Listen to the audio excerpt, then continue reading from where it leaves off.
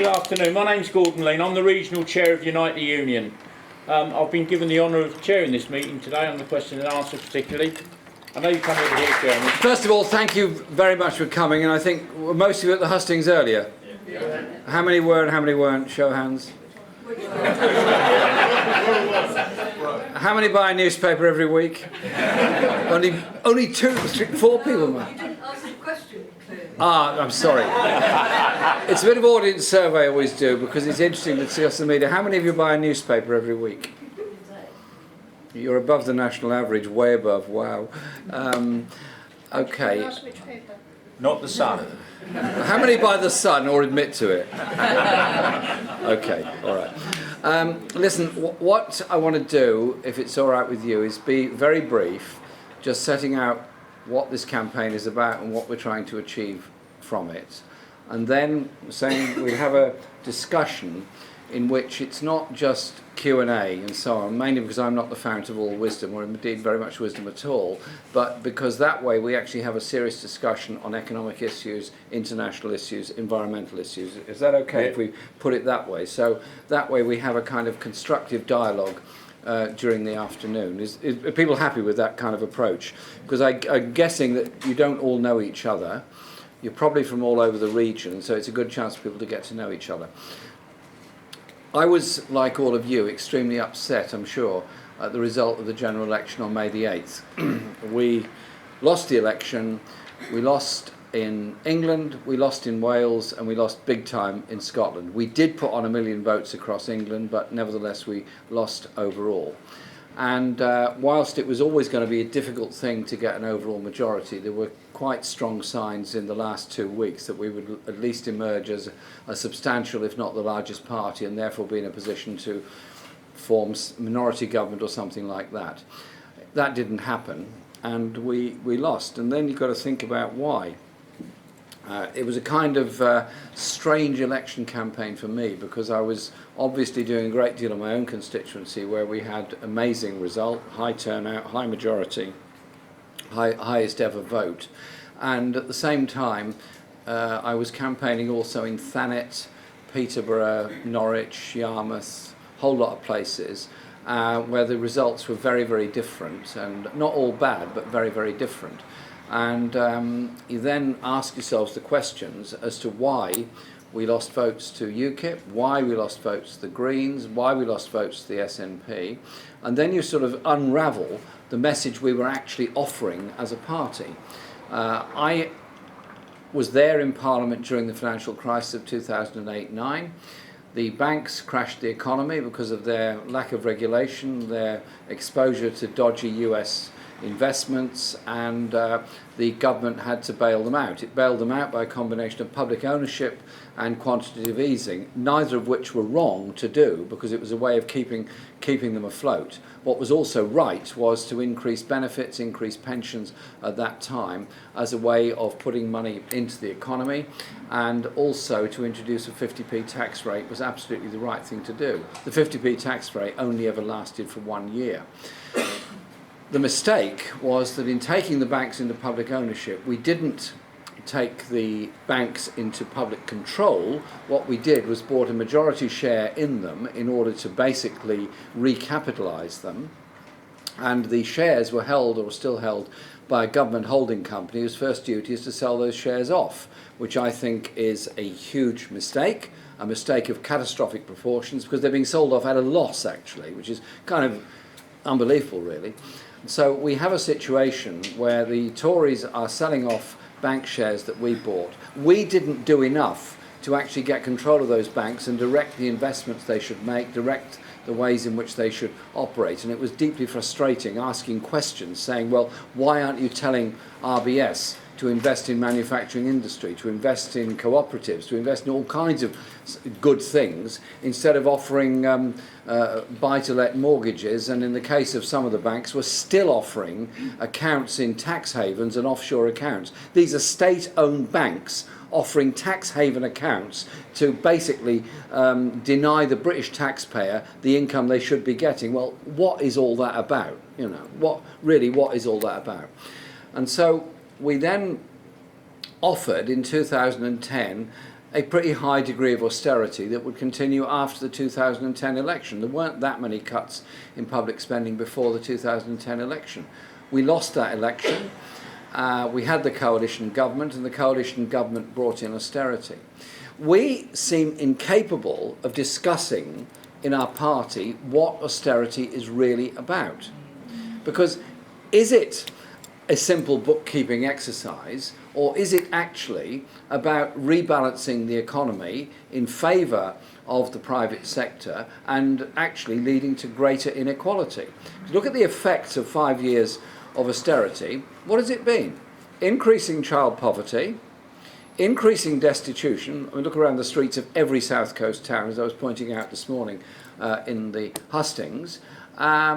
And it's also led to a funding crisis in every public service, health service because health costs go up faster than anywhere else, massive funding crisis in local government, huge crisis in adult social care because it's a combination of NHS and local government expenditure, and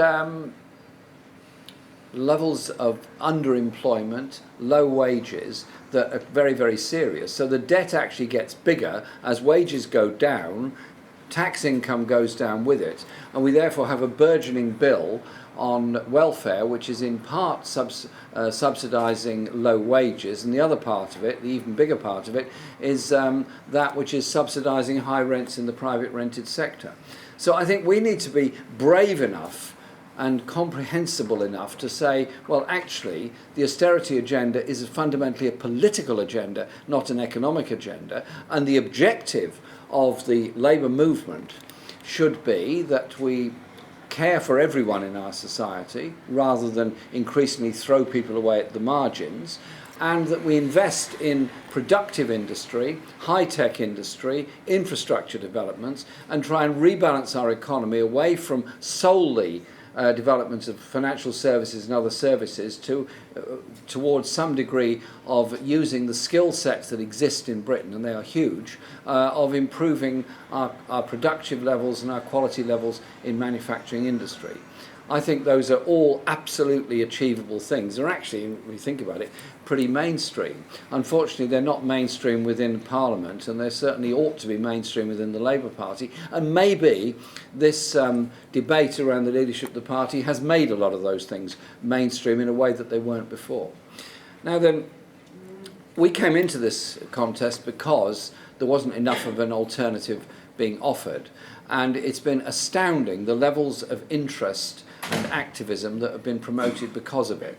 The hustings are all huge. The one today was packed out, as you can see. We had 1,500 people in Birmingham a couple of weeks ago. All of them are absolutely packed out. There's a real thirst for that kind of debate within the party.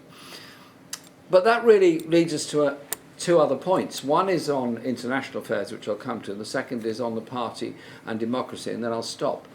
On international affairs, I've seen many faces in this room before, at meetings we've done at the Brighton Centre, meetings we've done in other places, on the way in which our party went into war in Iraq, the way we'd previously gone into war in Afghanistan, the way we'd then gone on to war in Libya. Now, Iraq is to me something that's indelibly written on my mind, the sheer frustration of the situation where we had a Labour Prime Minister, Tony Blair, telling us there were weapons of mass destruction when Hans Blix, Mohammed al-Baradei and many others were saying, no there aren't, quite clearly saying, no there aren't. And we then went to war on the basis of that piece of misinformation, let's put it no higher than that. It's cost us billions of pounds, it's cost the lives of a very large number of people in Iraq and service people from every country that got involved in it, including Britain. And the results have been what? Atomization of society in Iraq and a continuing conflict, and in the case of Libya, the destruction of the central government and central services in Libya, and it spawned the growth of all kinds of other forces.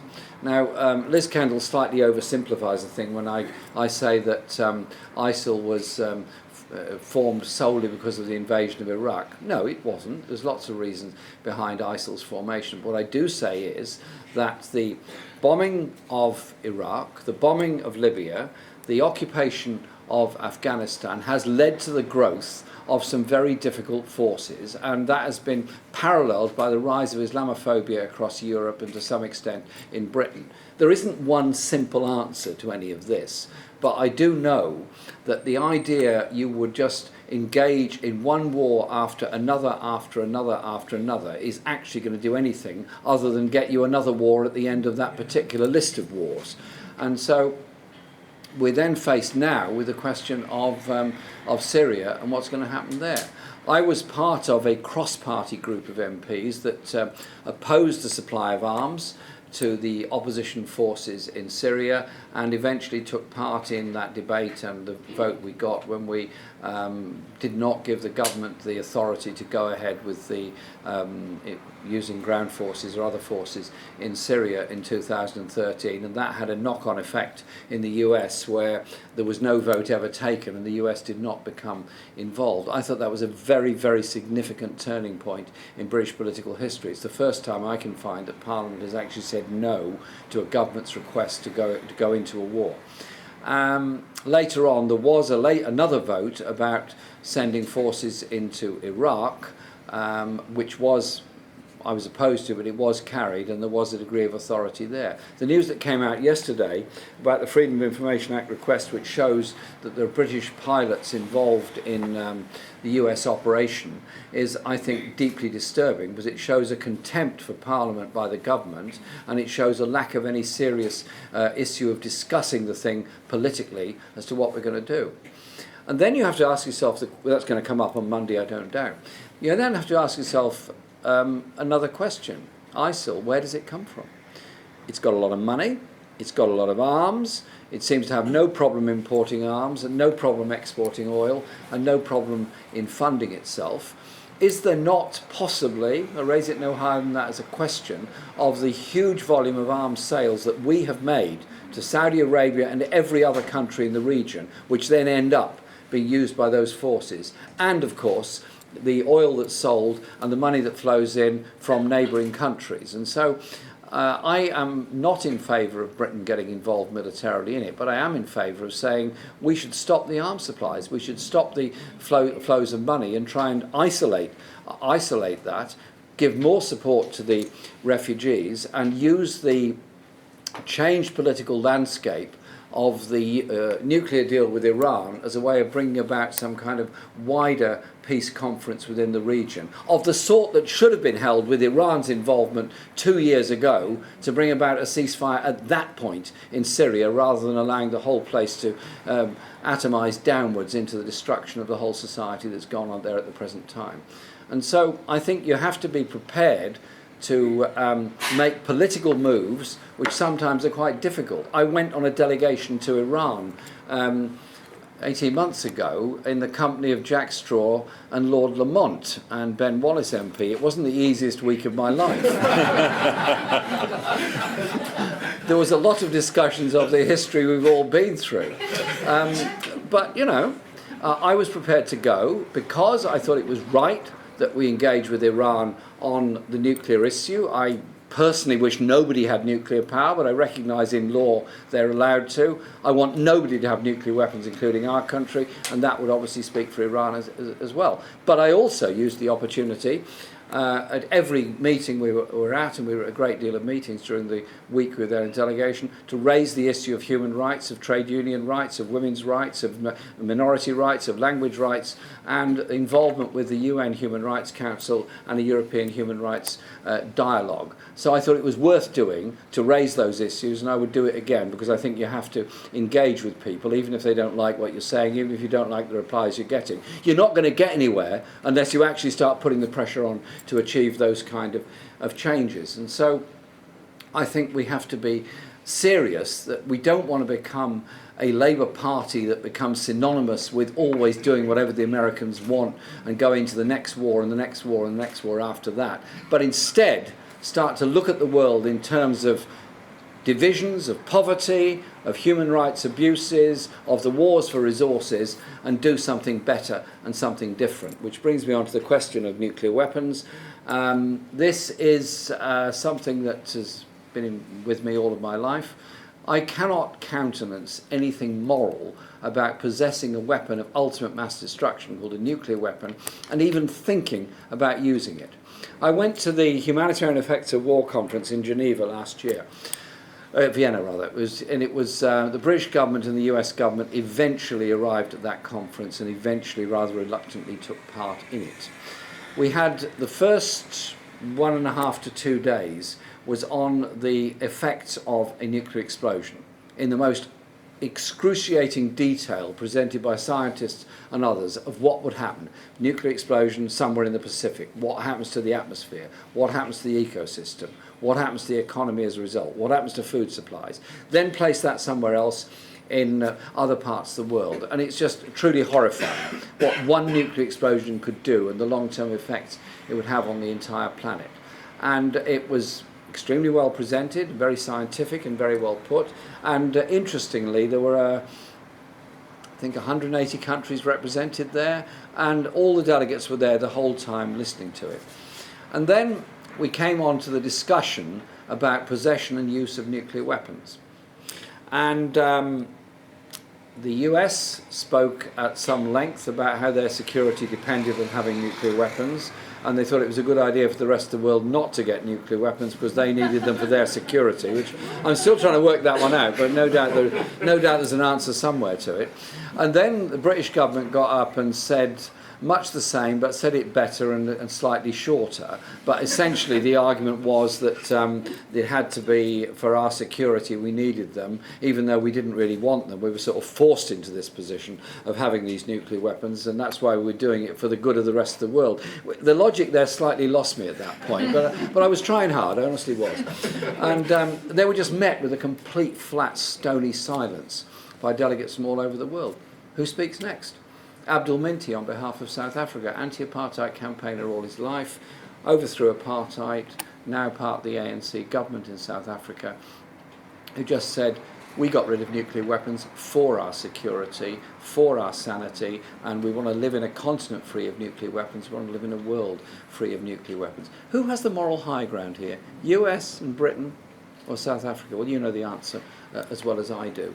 And so I think we have to be quite prepared to say nuclear weapons are expensive, not a defence of any sort, and if ever used, are obviously catastrophic for the entire planet.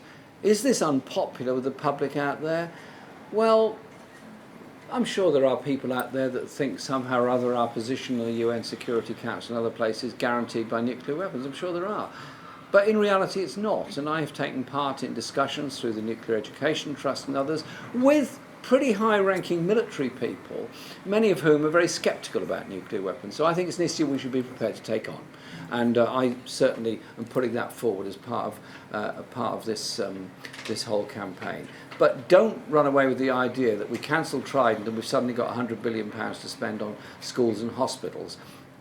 I think we have to say that £100 billion from the cancellation does mean you've got money to invest in engineering, invest in high technology, invest in ensuring that jobs are retained of people making other things that are more useful, rather than just saying we're going to condemn all of you because you're involved in manufacturing the submarines. Quite the opposite. I think it would be completely irresponsible to do that, and we have to have a serious arms conversion strategy and an arms conversion programme, and we should get working on that now in opposition. The last point I want to make is about our party and our movement. When we make policy in the party, it ought to be an open democratic process where the policy making comes from anyone who's a member of the party or a member of a union, affiliated, whatever. And when we'd lost the election, there was a debate in the Parliamentary Labour Party on the following Monday after the election, that's the 11th of May. And it was a very big meeting, pretty well everybody was there, and there were about 30 or 40 MPs contributed to the debate, and the points that a number of us made was that Ed Miliband had already resigned, that Harriet Harman should carry on as the acting leader, we should allow ourselves a reasonable period to have a serious debate about the economic and foreign policies of this party, and that would give us the time to have that, and then as a consequence, we then decide on leadership of the party. Unfortunately, the National Executive didn't completely accept that argument and instead opted for a quite long leadership campaign with the threshold of 35 MPs to nominate. And after a lot of discussion, eventually those of us on the left of the party in Parliament decided we would put somebody forward. I was asked to take this position, to put my name forward. We did that. We had difficulty raising the 35 signatures, but eventually we got there, and the campaign is underway. And it's underway to improve democracy within the party, to challenge austerity, and to raise the issues of foreign policy that I've talked about. I also think, as a party, we need to think about our structures. I wanted particular things in the last manifesto about rented housing, private rented housing. I'm sure we'd all agree on it. I was very concerned there wasn't going to be anything in the manifesto about it, so I started lobbying everybody I could think of, and I spoke to our front bench team on it. I had meetings with them and discussed it and so on. Fine, I mean, you would expect me to do that, and I'm happy to do that, but it's not particularly democratic that somebody who happens to be a Labour MP, happens to be passionate about control of the private rented sector, happens to have the opportunity and facility to try and lobby somebody else. The manifesto should not be written in the Parliamentary Labour Party or in MPs' offices. It ought to be a product of the policy making of the whole party and of the party conference. 50,000 people haven't joined the Labour Party without reason.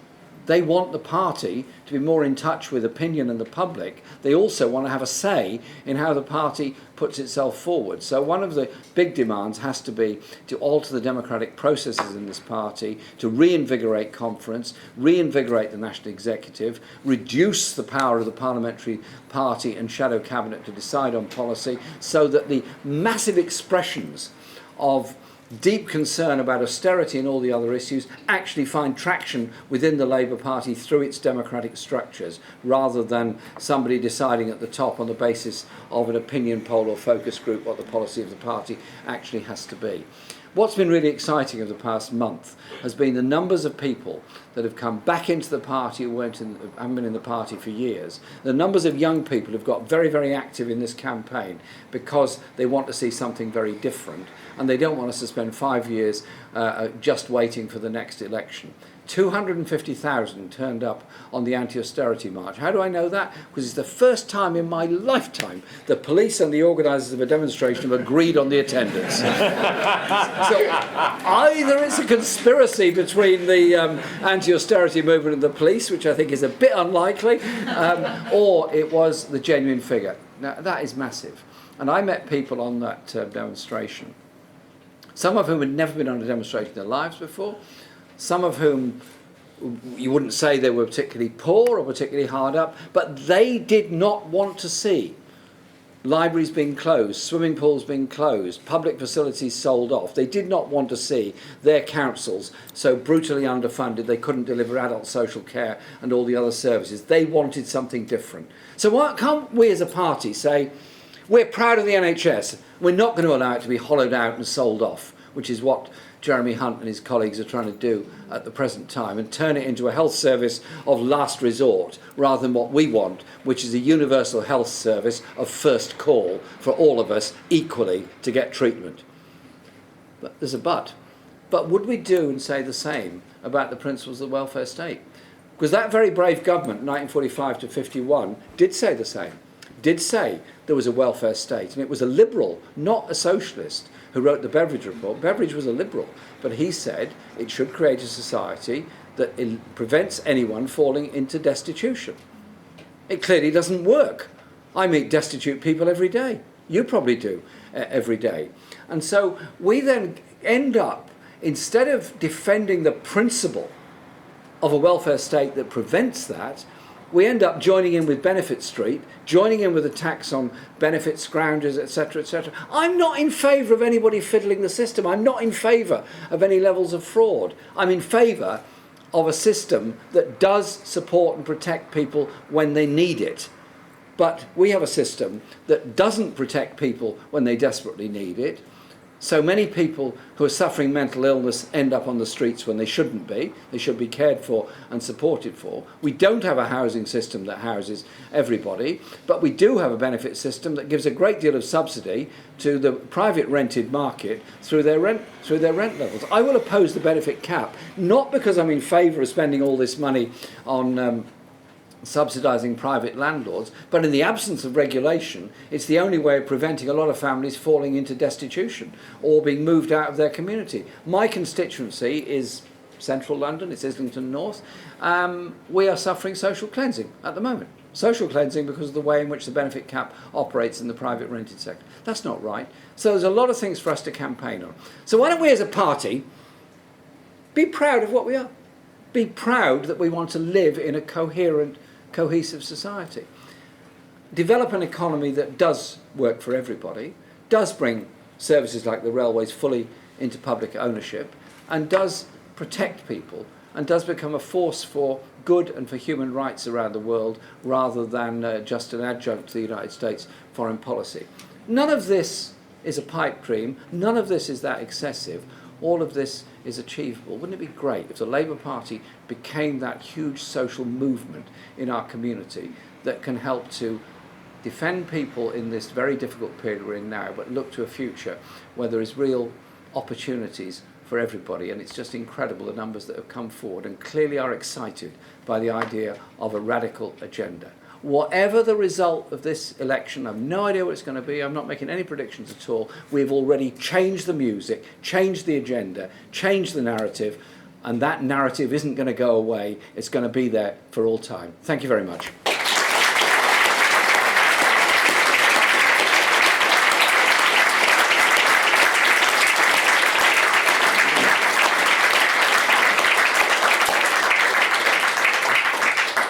Right, I'm going to stand up to do this bit so I can see the people at the back. Jeremy said about starting with the economy, and that's probably as good a place as any to start. Have we got any questions, or does someone want to kick off the discussion on, start with a colleague here? I'll come to you in a minute. Would you like? Well, this is in a sense indirectly about the economy. It's about the way the economy operates in relation to workers' rights. Seeing as both the Hilton and Jury's End have an appalling record on workers' rights, my mum knows some Spanish people Spanish migrants who've worked at both actually, and they haven't been paid anywhere near the minimum wage because they're given more rooms to clean than they physically can within the amount of hours that they're paid for. Then what kind of checks are in place within the party and within your campaign? Because I know you, Jeremy, believe in those values of workers' rights, but what checks are in place or should be in place to see exactly who we're giving money to by paying to be in a particular venue? Because if we're subsidising these employers, then that's obviously not good. Okay. Before you make your point, could you give your name so Jeremy knows who you should apply to? I'm Ruben from... Yeah, Ruben will do. You had your hand up, yeah? So, my name's Mark Sandell, I'm from Brighton, and I'm not a member of the Labour Party, I'm a supporter through Unite, so I'll be voting for Jeremy. I just wanted to ask a question and make a plug about a very important issue that Jeremy didn't touch on. I think it is vital that the Labour Party does step up to the plate on this one. I mean, this week it was announced that the government intends to bring in a whole new swathe of anti-union legislation. Now, I first got active in the Labour Party in the 1980s, and at the time, tight jeans, DM boots, dungarees were all very fashionable. Well, they're not the only things that have come back. Thatcherism has come back in terms of trying to destroy the trade unions. This government clearly sees trade unions as the enemy, as Thatcher did. I won't go through every piece of proposed legislation, but just to say that to get a strike ballot now, under these new legislations, 50% of people will have to vote in the ballot. 40% of those people voting will have to vote yes, which means effectively that people who don't vote will in some ways be counted as a no vote. And there's not many MPs in Parliament who can claim to have been voted in favour by 40% of their electorate, and yet they're telling us that that is a condition on people having the basic right to withdraw their labour. This law and a lot of the legislation we proposed will break the UN's ILO convention. That's not new. We've already got lots of anti-union laws that break the ILO's conventions and the UN conventions, and the British government have been condemned decade after decade for breaching basic human rights for the trade unionists, for the trade union movement in this country. That's true of Blair's government, and that was also true of the Tory government. It's going to mean, I mean, there are lots of other implications in this. That they're going to withdraw legislation protecting people who take industrial action from having their jobs stolen by agency staff. So now, if you are, if you have the cheek to vote to withdraw your labour for a service, for a job, then the employer has to be told 2 weeks in advance, and they have a complete legal right to employ the very sort of agency staff that we've just heard about to come in and do your job while you're on strike.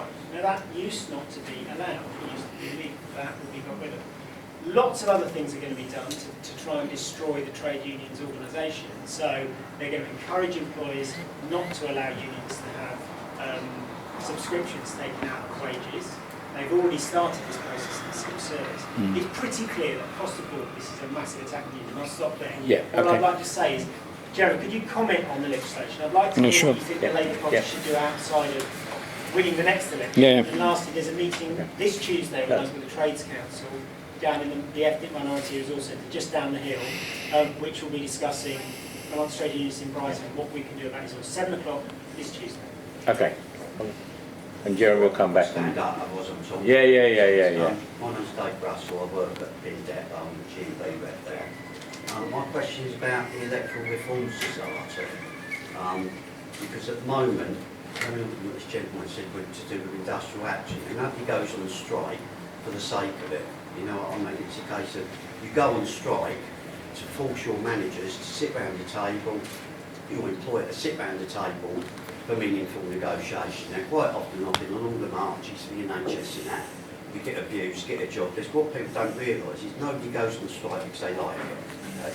But what's happened with this Reform Society, okay, we're quite a big union, GMB, are locally. Within the bin depot, it's 99.999%. The problem is, our last major strike 2 years ago actually cost our union £40,000 under legislation that was brought in by the Thatcher government. Are you going to do anything to alter this legislation? Because obviously we can do it, but a smaller branch somewhere else or a smaller employee that has not got that financial backing then can't take industrial action because they can't ballot. Okay. Do you want to come back? I'd take a few more. Yeah. If it's on let's also interact with each other, so we actually have a kind of Cross the floor debate. cross the floor debate. You can agree with each other as well. It's fine. I was just going to make a point about wages and ask whether you're in favour of bringing back wages councils, because collective bargaining coverage is part of the reason for trade unions, part of the reason why wages have stagnated. But I was thinking about the young people coming into work for the first time. It's a grim future for them, and there needs to be some positive action in terms of how we're going to increase wages apart from rolling back the trade union and Lady here. legislation. My name's Michelle Marm, part of Well Petition, and we call for the cumulative impact assessment of all cuts to disabled people. And now the EHRC and the Social Security Advisory Committee and so the IFS have said it can be done, so we can see the impact of all the cuts to disabled people. Obviously, Jeremy backed it, but as he knows, the House of Commons debate in theory won. And we've been backing up. I was at the Independent Living Fund lobby recently. We've been backing up DPAT. But what can we do, and what can Unite or anybody do to?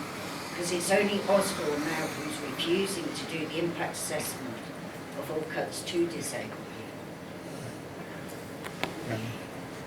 people.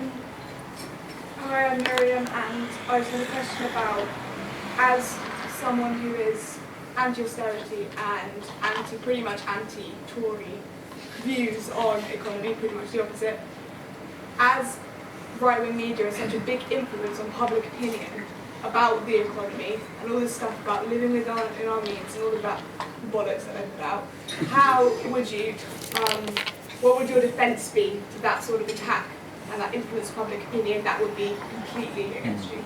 Yeah, I really want to endorse what you're saying. That's exactly the sort of level of debate I'm interested in, because all this detailed stuff is terribly important, but really I think the issue is the Labour Party is so bad about telling a story, the story of our position, and the Tories are good at telling the story.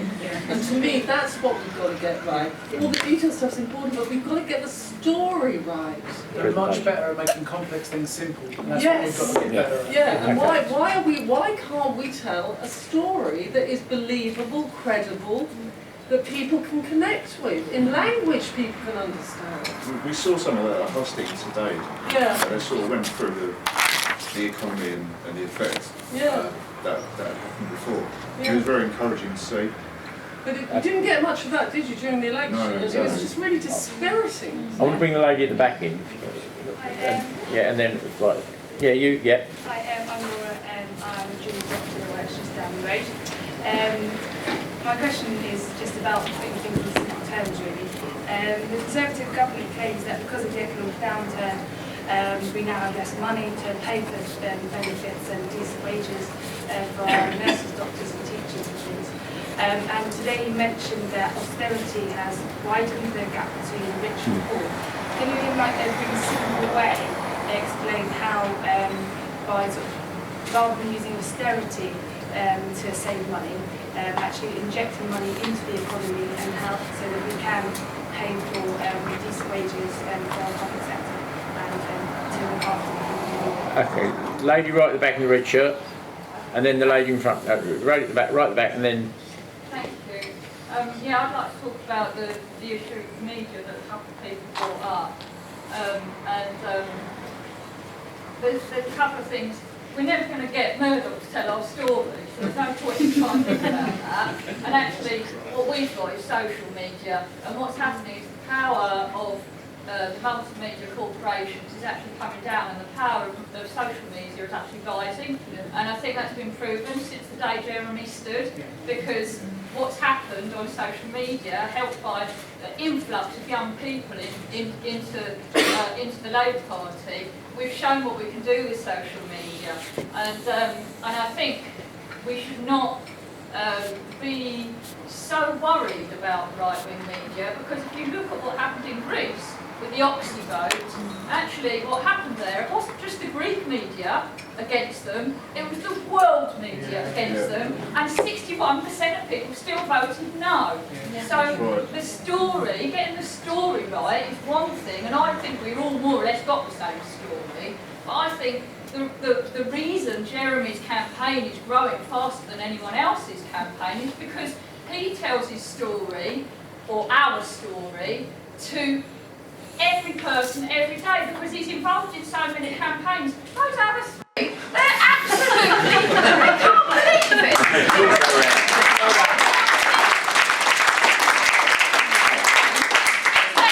All the young people, they couldn't dream of getting that many young people involved. And it's not because Jeremy's some, because he... We're convinced. Okay, lady in front.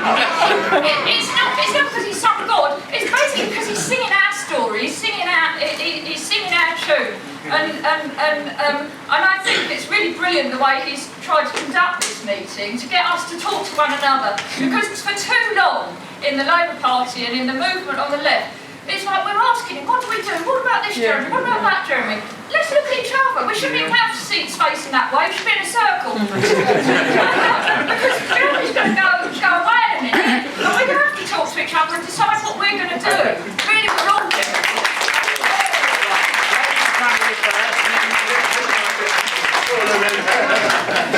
Follow that. If you're planning to grow the British manufacturing sector, in what economic incentives would you create to allow British manufactured goods to compete with those imported from East Asia? Okay. I didn't catch your name. Could you? Ruth. Ruth. And the lady behind you, could you tell us your name again? Libby. Libby. Right, okay. Gentleman in the corner's had his hand up for about a week. I'm Gary, I'm a UNISA member and work in the Arts Department locally in the council. There's a couple of points I wanted to bring up, but first of all I want to say, once upon a time, me doing the story, it's a good story. I lapsed my membership of the Labour Party because it moved so far to the right, it was so far away from what I saw as my party that I thought I'm not going to pay a sub for this anymore. I'm going to leave and I'm going to do something else, which is what I did. After the last election, I thought I can't let the Labour Party fall into even further disrepute. I'm going to get back involved, and I'm going to join in. I'm going to try and do something to voice what I think and push for the ideas. Is that there's probably hundreds of thousands of people like me up and down the country who have done exactly the same thing. And one of the things what I wanted to ask is, what are people going to do to try and bring those people back? I mean, Mark has said that he's an election member. I'm not going to have a discussion about that here, but I mean, the thing is that there are a lot of people who have moved away from the Labour Party, and there's a movement obviously within the Labour Party to have some real debates, to have some real discussions about what ideas the Labour Party should be about. And without those people involved, there could be a danger that we don't get those voices heard, and we don't get a lot of the things that I think are important on the agenda, and probably hopefully a lot of you think are important as well. The second thing that I would just briefly say is, touching on what Jeremy was talking about, is housing. And the problem in Brighton with housing is unbelievable. You've got a huge development around here, which is probably mainly owned by people who commute out of the town and do a lot of work in London or something like that. I don't know, I don't live around this area, it's quite expensive. Where I live, most of the properties have been bought up by landlords who are renting out to students who are paying well over the top for the prices for those homes, and all they're doing by that process is pushing up the prices of properties. It's nice for me, I've got a mortgage, so my property's worth quite a lot. But the problem is that there's people that I work with who are just moving into homes with their partners who are paying £850 for a 2-bedroom house in Saltby, and in Brighton, my mortgage is £400 or something like that a month. It's ridiculous. The young people are in that kind of situation where they're paying landlords that kind of money, and forget about people on housing. This is somebody who's paying all that money is going to be coming out of his own pocket. He's not entitled to any benefits. And that is the real disgrace. You've got a hard-working person like that who's going to pay out all that money. He's never going to be able to save up to buy a house because he's on that ladder now. And the only person that's ever going to make any money out of that is the person who's looking after that house for a bank. And that's all that landlords are most of the time. They're property managers for banks.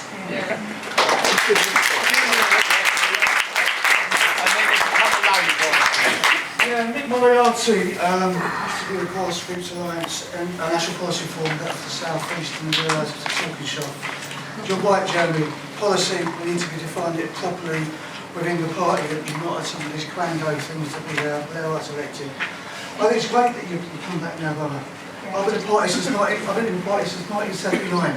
Myself and Carol and a few others, we were fighting the Blairites in the party, and the party's been hollowed out. The war hollowed out the Labour Party, and loads of people left.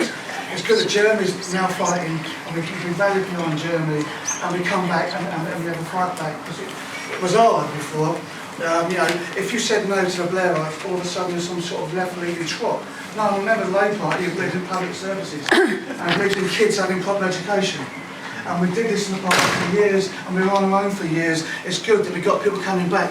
If you're the £3 voters, please join, because in some of these constituencies, some certain people are winning seats by 6 votes down the road. You know, somebody who nominated Liz Kendall got nominated by 6 votes, that's all, against somebody who's a trade unionist. We need party members to take the party back. So the debate should also be about getting Jeremy elected. Now, what next? We've got so many different little groups in the Labour Party. LRC, Campaign for Labour Party Democracy. We should have Labour anti-austerity. So the day after this election, Jeremy should be announcing with all the other good thinking people, not left or right, it's about right or wrong. It's right that we're in the Labour Party, it's wrong that we've got a party that endorses austerity. We should, the day after this election, win, lose or draw, that man should be rallied behind and we should have anti-austerity Labour, end of. Lady at the back. Lady at the back. You stand up so we can hear you. My name's Katrina. I'm a member of Unite. I'm also a councillor on the Older People's Council. So my question is 2 parts really, one for Jeremy and one for Libby. Libby, I'm so glad that the young people have been encouraged to come on board with this because we see how they're being treated and governments in this country. My question to you is, and don't Jeremy, no, encourage for everybody, is yes, I'm very interested in the youth chance Labour Party. What about the old people? I mean, I keep on reading online, and occasionally I answer, but most of the time I agree with them. You know, really nasty comments about the older people that voted the Tories in, and whether that's true or not, I don't know. The statistics. I certainly didn't, and obviously older people hear them. So, how could we get the message out to older people? As the council and the Older People's Council, I'm not going to be allowed to do that. I have to be completely neutral. But what could the leader, hopefully, of the Labour Party do in the future to get older people back on board? The other question, which is not actually very related, and I'll make it very, very brief. I worry, Jeremy, that there's going to be a lot of backstabbing in the Labour Party against you. And Surely not. He's probably acting now. I'm sure you're prepared for it, but it does worry me that it's going to scupper. Well, they're already trying to do that before you become leader, but if you are leader, that they will scupper your chances of being able to make these changes that are so necessary, and you talked about so eloquently, for the Labour Party and us. Over. Thank you. We're going to club together and buy him an anti-stab jacket. Hi, Jeremy, I was very lucky to hear you speak of Counter Fire, dangerous times, a couple of weeks ago. Libby and I were manning the phones trying to drum up support for you in Havant earlier up this week to get the local Labour Party to nominate you. I think it's been really interesting, the result from the election. My son, who's 19, actually resigned from the Labour Party. He's been involved in politics since he was about 16 years of age. He was so disgusted with the campaign that was conducted, and also absolutely demoralised by the choice that was then presented to replace Ed Miliband. When you stood, he rejoined. And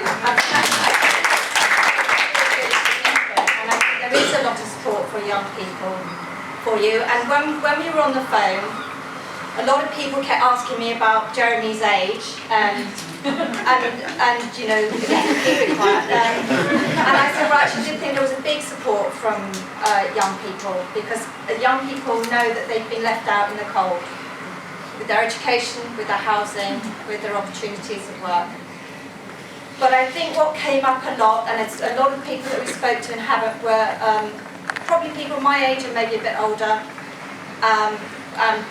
I'm older than I look, so people over 50, in their 60s. They were very concerned about 2 things. One was that why has Labour in the last 5 years not told the story about the deficit? So that was massive. You know, why have we not countered the Tory story, who again managed to grab the story and spin it and lie? Because Tories were completely in support of bailing out the banks when they were in opposition. There was no argument about that. So how has Labour managed to allow the Tory party and the press to persist in saying that the whole deficit was because of the Labour Party?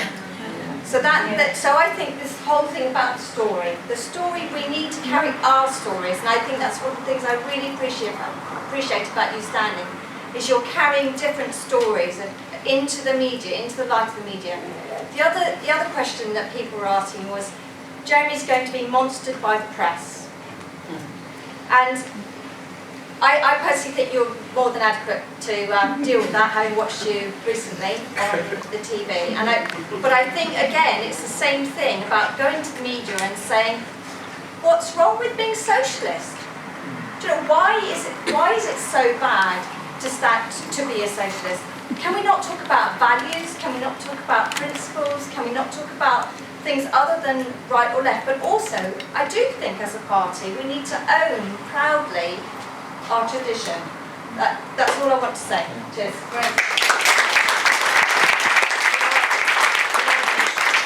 I'll use my position and add something to that. In 2007, by my recollection, the Tory party alternative budget called for more spending than the Labour Party one, if I recall. Why aren't we putting that to the media? Do you want to come in there? Well, 1 second. Do you want me to deal with some of those now, or do you want some more on? John has just arrived. Just to explain, what we're doing is I've made a contribution. Then we're having a debate about economy, and then we're going to move on to other areas. So, just to show our hands, how many more people want to come in on economy? One. Don't be greedy. You've had your say. Don't be greedy. There's one here. Then, how many roughly want to say something on international affairs? Okay. How many want to say things on environment issues? 1, 2. Environment's growing. 3, 4. Fine. Okay. Any other particular issues you'd like to discuss? Social policy, welfare, whatever. Social policy and welfare. Okay. So can we sort of divide it by time roughly to make sure we get those? Have you got all that? Yeah, I've got that. You've got a better memory than me. I'll get it in a minute, but I've got it at the moment. Can we also cover how we organise the party from the election onwards? All right, hang on, let's go through this then. So we do a bit more on economy. So apart from being bad employers, they've got bad pens here, I think. Economy, then we're going to do what? We're going to do after that? International? International. Yeah. Environment. And then, what was the other? Social policy, and then party organisation, yeah? Okay, that's cool. All right, with just a couple more on economy. Well, that comes under party, democracy, saving the planet, you know, that kind of thing. So who else was on economy? Sorry, gentleman here, I think. Sorry. My name's John Wilmot.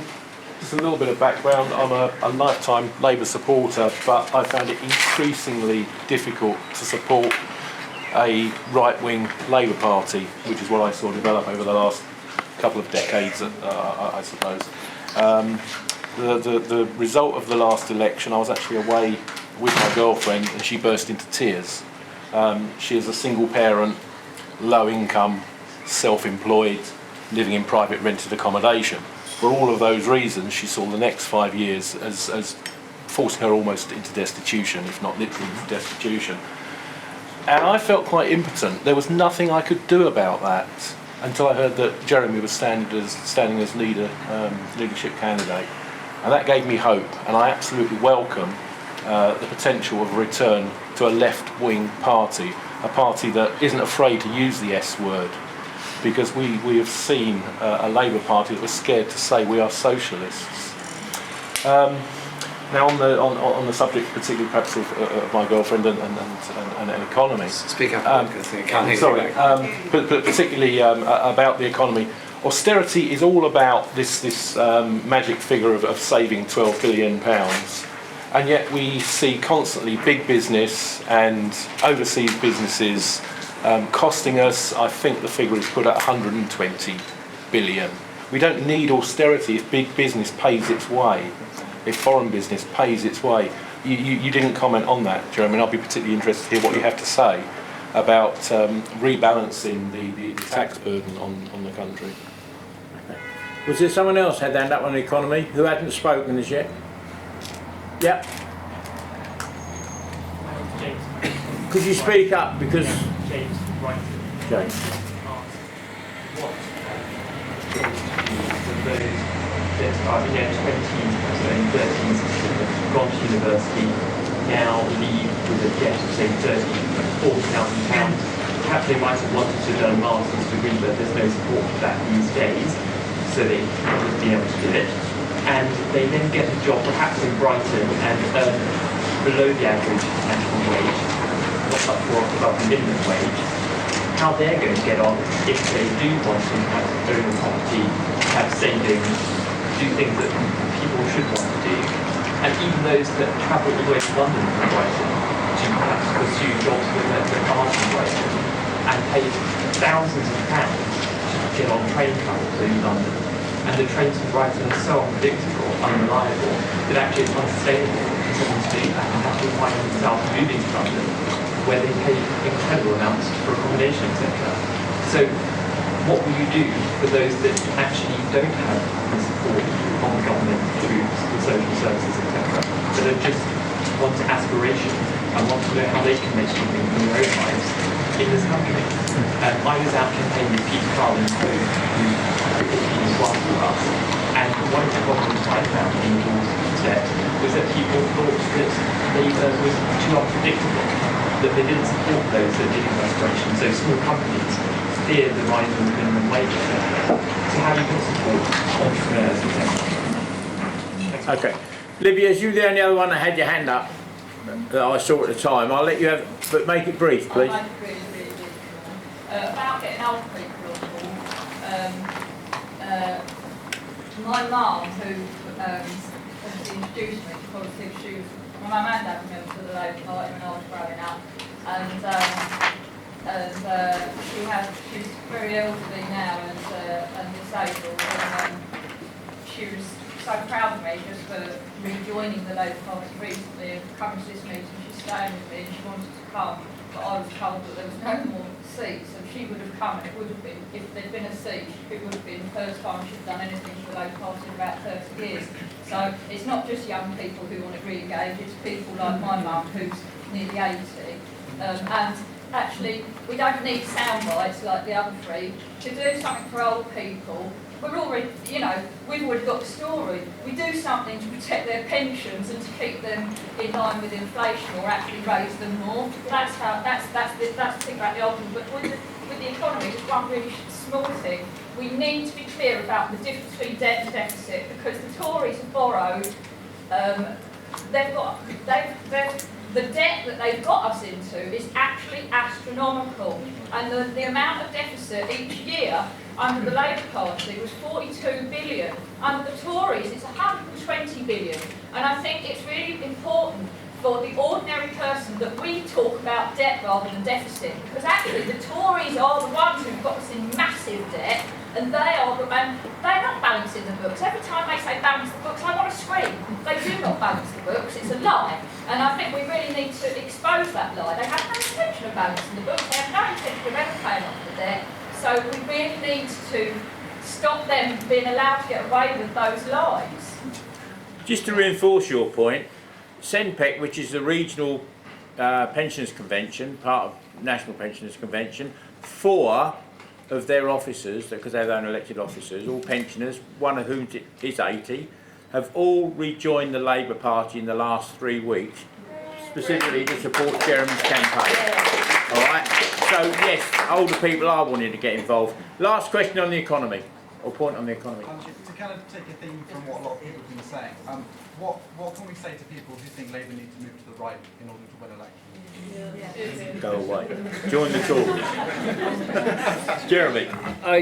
I know this room's of a fixed size and shape, but I just think as a point of the way we discuss and communicate, we need to be more interactive and more discussive about things. That's what brings solidarity. That's what is cross-fertilisation of ideas. No one of us has got an answer to every problem. No one of us has a monopoly of knowledge, but together we're a bit stronger. I always go on this philosophy that everybody I meet knows something I don't know. So I want to find out what it is. So it's a good thing to listen to people, and also a good thing, if possible, to have meetings in circles or semicircles or horseshoes or something rather than this. So I realise that the constraints of this room make that difficult, but thanks very much for the way you've conducted the meeting, Chair. Can I just say a couple of answers to the points put up? In no particular order, but the one on trade union laws and workers' rights is absolutely crucial to it all. The legislation this week is yet a further attack on the rights of trade unions to organise. I've just been doing the maths, and I was elected with 61% of the vote on a 67% turnout. By my calculation, that just gives me the 40% magic mandate that I can declare a strike. Under this legislation, it just gets me there by 0.1 or something. What a ludicrous piece of legislation! What a ludicrous idea! And the attack on trade unions didn't start this week. It started a long time ago. There's been a whole century-long narrative of Tory attacks on trade union rights, going back to Taft Vale judgment, going back before that to various things in the 19th century, and we've never totally got it right in the Labour Party about the role of unions and the legal position of unions in society, and we need to think about that a bit more. We got it wrong in the 60s on in place of strife.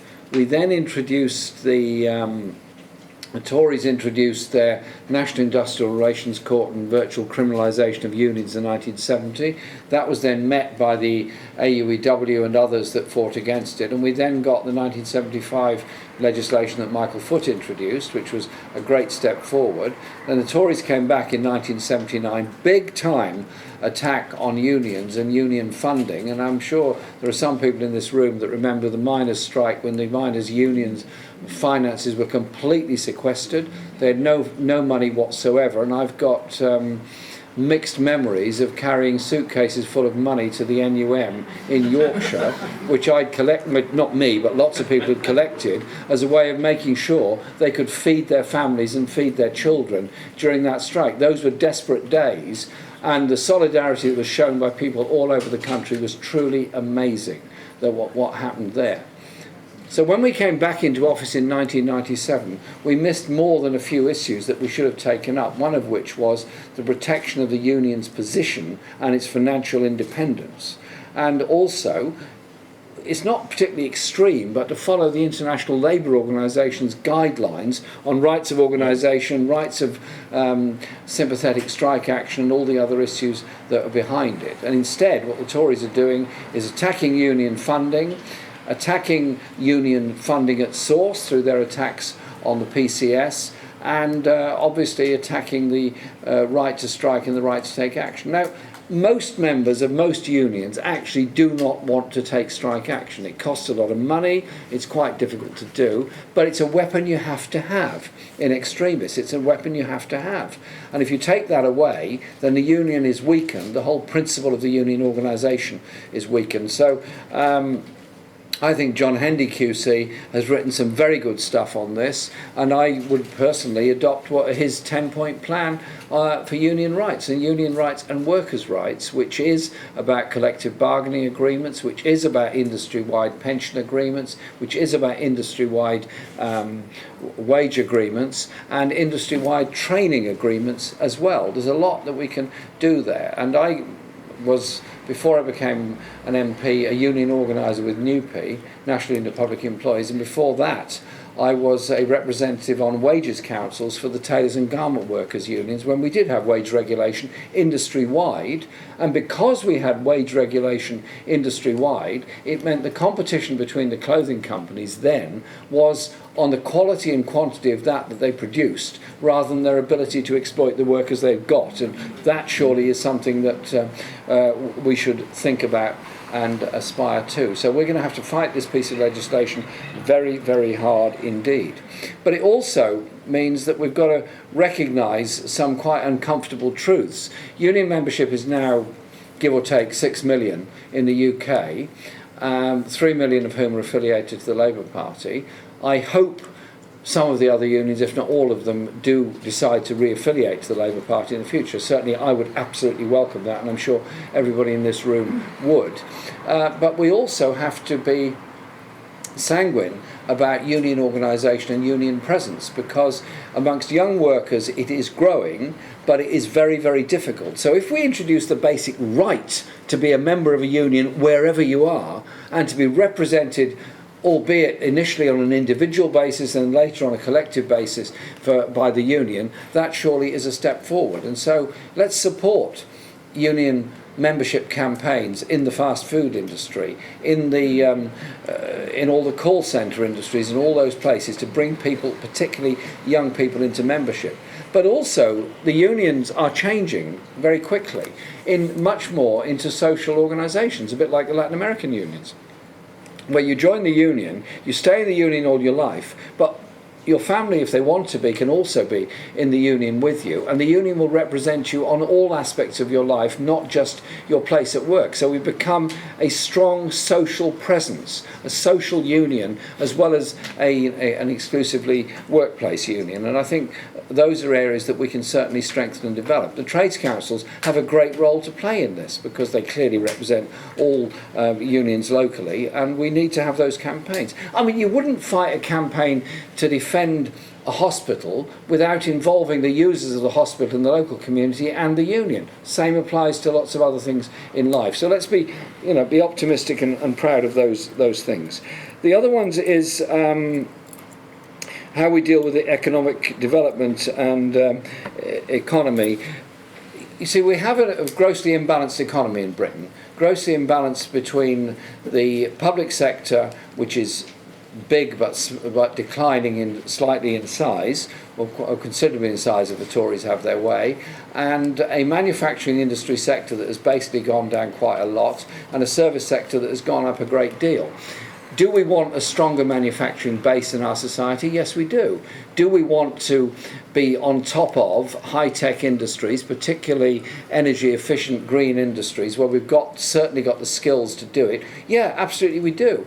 Is it going to happen if you leave it all to the market? Probably not, or almost certainly not. So there has to be intervention. There has to be joint agreements between companies and government to develop products. There has to be planning agreements. There have to be all kinds of things. But you cannot expect a government that we would support just to sit on one side and say, we want this to happen. They've got to go out there and make sure it happens, and make sure that there's a training arrangements in place to ensure that the skills are developed and are there to achieve it. There's an awful lot of skill that is wasted in this country because so many young graduates graduate, qualify, and can't get anything beyond 0 hours contracts or contract work and all that. So we have to address employment practices, including abolition of 0 hours contracts with minimum hours contracts, and of course much higher basic wage. A minimum wage of £10 an hour seems to me something we could strive to. The Tories are very clever with language, aren't they?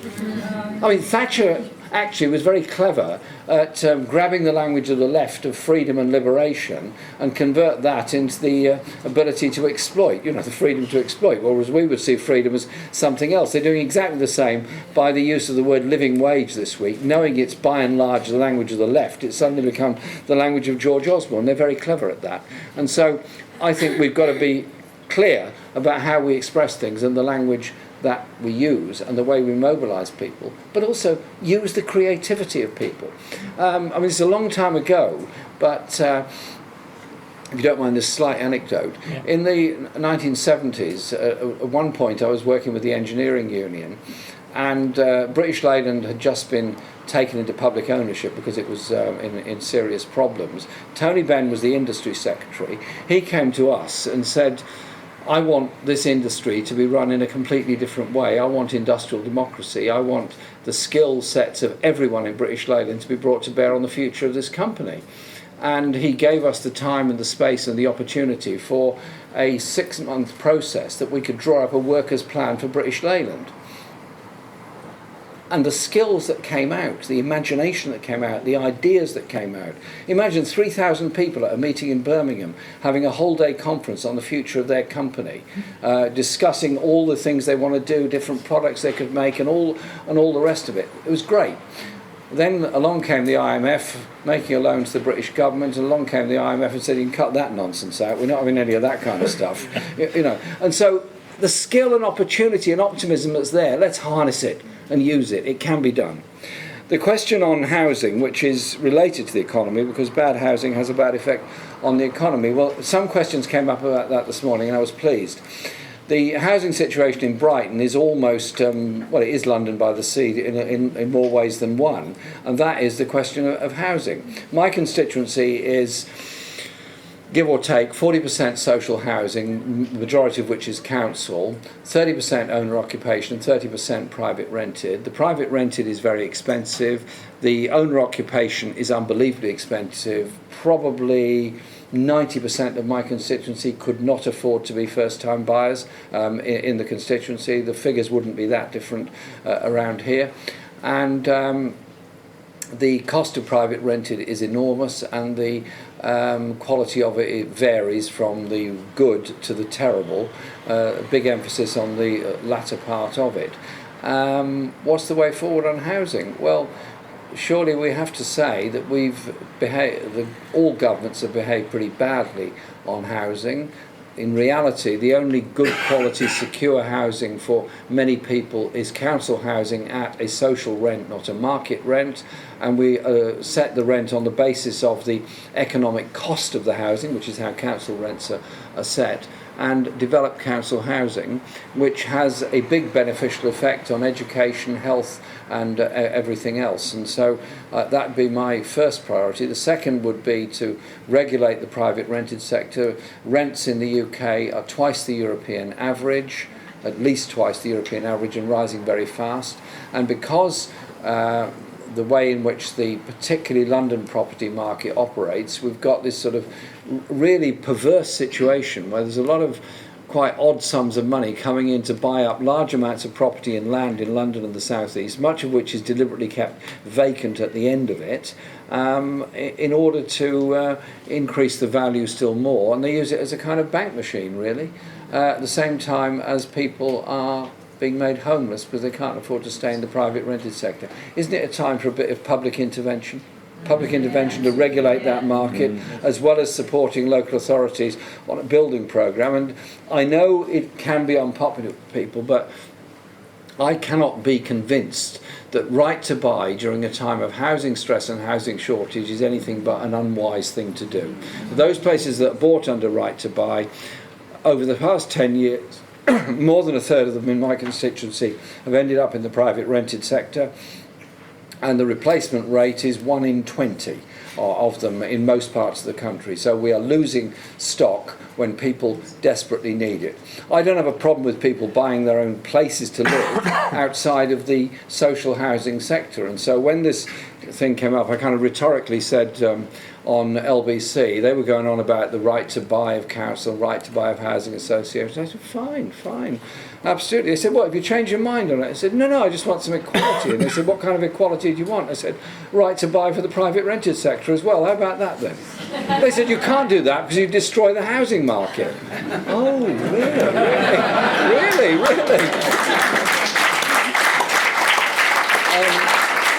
So, you know, it's sauce for the goose, isn't it, really?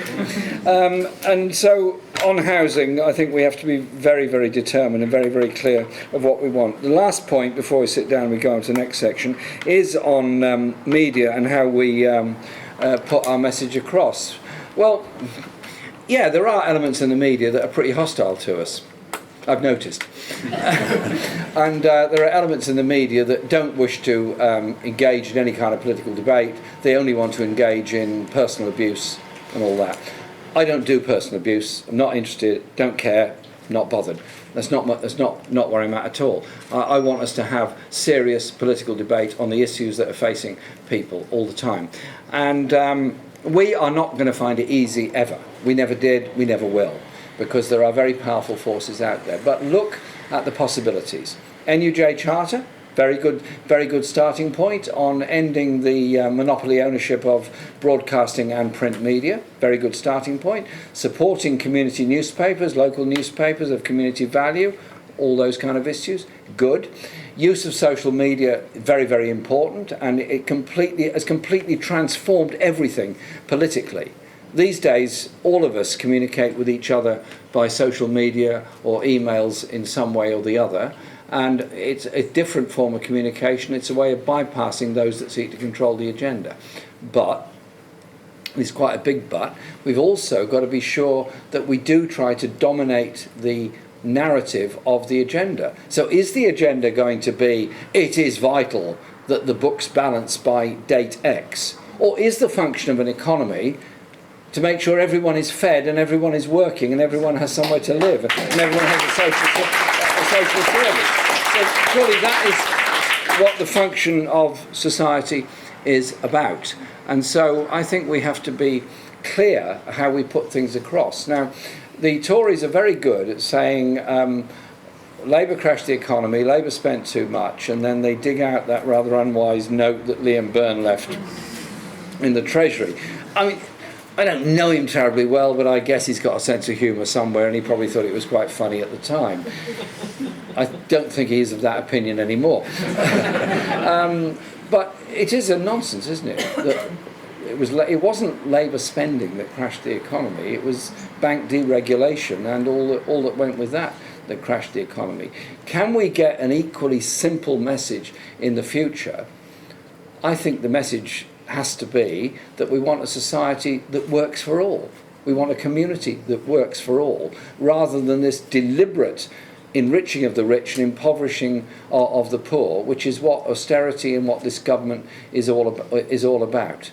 And so our campaigns have to be about all of that. And so how we communicate with each other is important, how we organise with each other is important, but above all, how we stay together.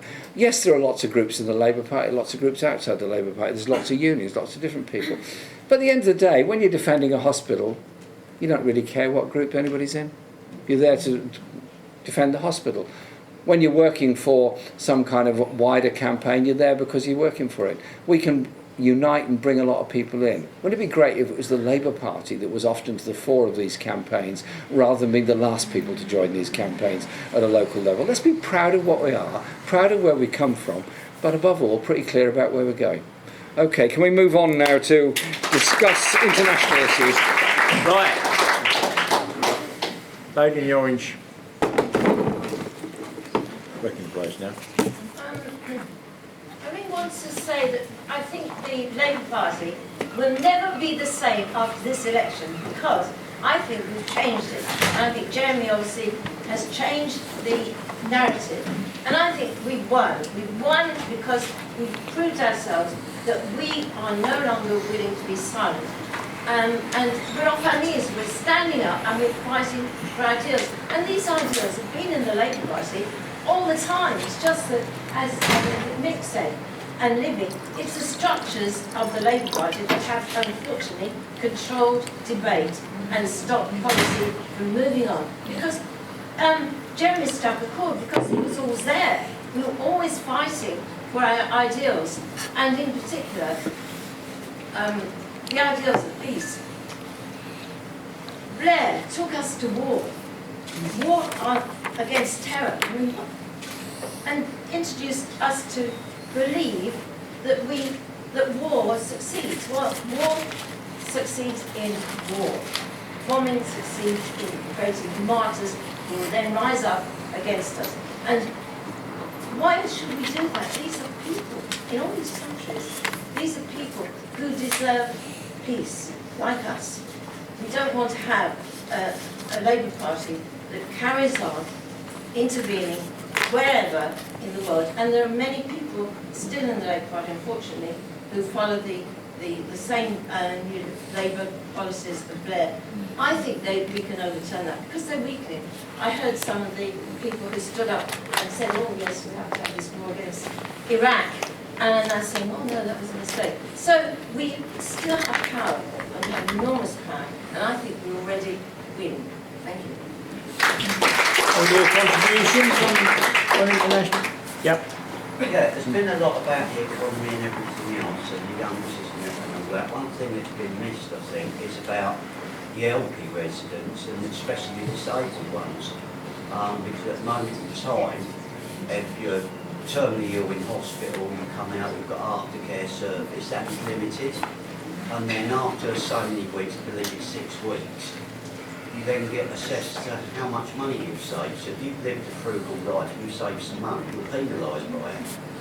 And I think more should be done to help the elderly, to keep the savings they work all their life, without paying their NHS contributions, and especially disabled elderly that end up paying out their own pockets. They've got a few quid in the bank. Gentlemen, yeah. Just a simple point. In 1997, Robin Cook, bless him, said that we were going to have an ethical foreign policy. Still waiting for it, whether it's with Labour or with... But you're not going to get Labour Tories anyway. But I'm still waiting for it. Yeah, my name's Peter. It's sort of the international dimension of the economic policy that I'd actually be interested in. And that's the transatlantic trade and investment partnership, which is going to embed and make it impossible to get away from anything that's privatized. So what I'm concerned about is, one, changing the Labour Party's view on TTIP and how that can come about, because it isn't going to wait 5 years.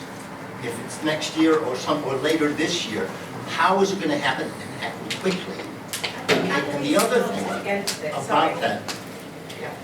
about that is, why isn't the whole question of, because with TTIP in and climate change coming along heavily, there's going to be an absolute utter need to regulate, okay, corporations. Corporations have way too much power. So I'd like to know why isn't the Labour Party actually taking on that link with climate change, which is going to be another disaster for all of humanity on that basis. And really, it's a matter of urgency. It can't wait 5 years. Yeah, fair point. Lady back there. Yeah. Thank you. I wasn't sure if we got onto social care or not. But I would like to support the speaker before last about what he said. It is an area that really concerns me, both social care for the elderly people, but also social care for Let's do younger international people, environment than people who are social leaving care, the yeah. care system, they don't get much support, everything on television last night. Also, we have a Labour controlled council, as you know. We're having to think about cutting back the transport for disabled children to school. There's, I think, a petition against it, but that's appalling. If you have cancer or you have a medical illness, you get support in the national, with the health. You get dementia, Alzheimer's, and you need someone to look after you. As you said, you have much less support. I think there's really a whole lot of things right through the system. And the community care, all right, Labour brought it in, sounds very nice. People want to stay at home. Unless you're involved in it, you don't know what it's about. My brother was ill, sadly he died. Somebody was very nice, came in for 15 minutes, 10 minutes, rushed in, rushed out, that was it.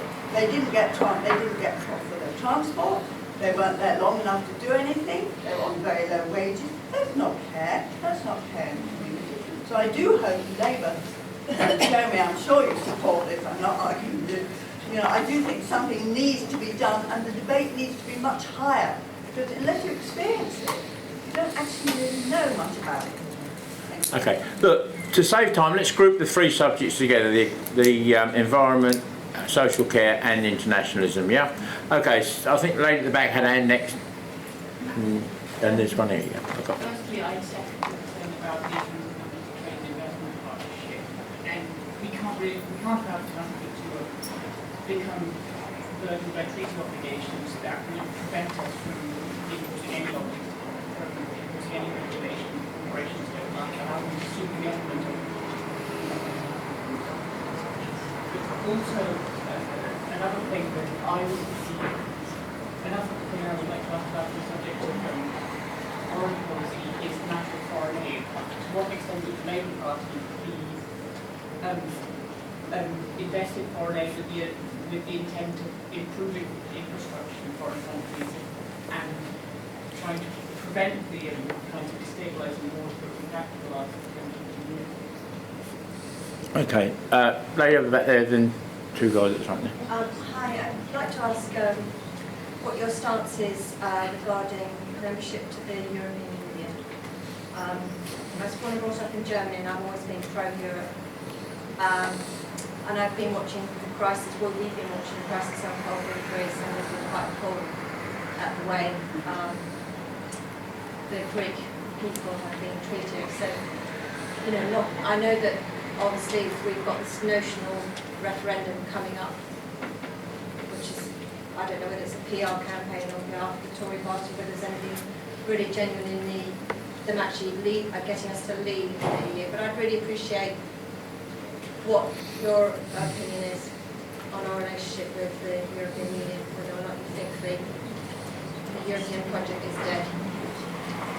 Yeah, my point was going to be on a similar theme. I think the left is having a bit of an identity crisis when it comes to the European Union. I mean, for those that have forgotten, trade unions were some of the first critics of the European Union, but Thatcherism changed everything, and they saw Europe as a counterweight to employers and a source for improved employment rights.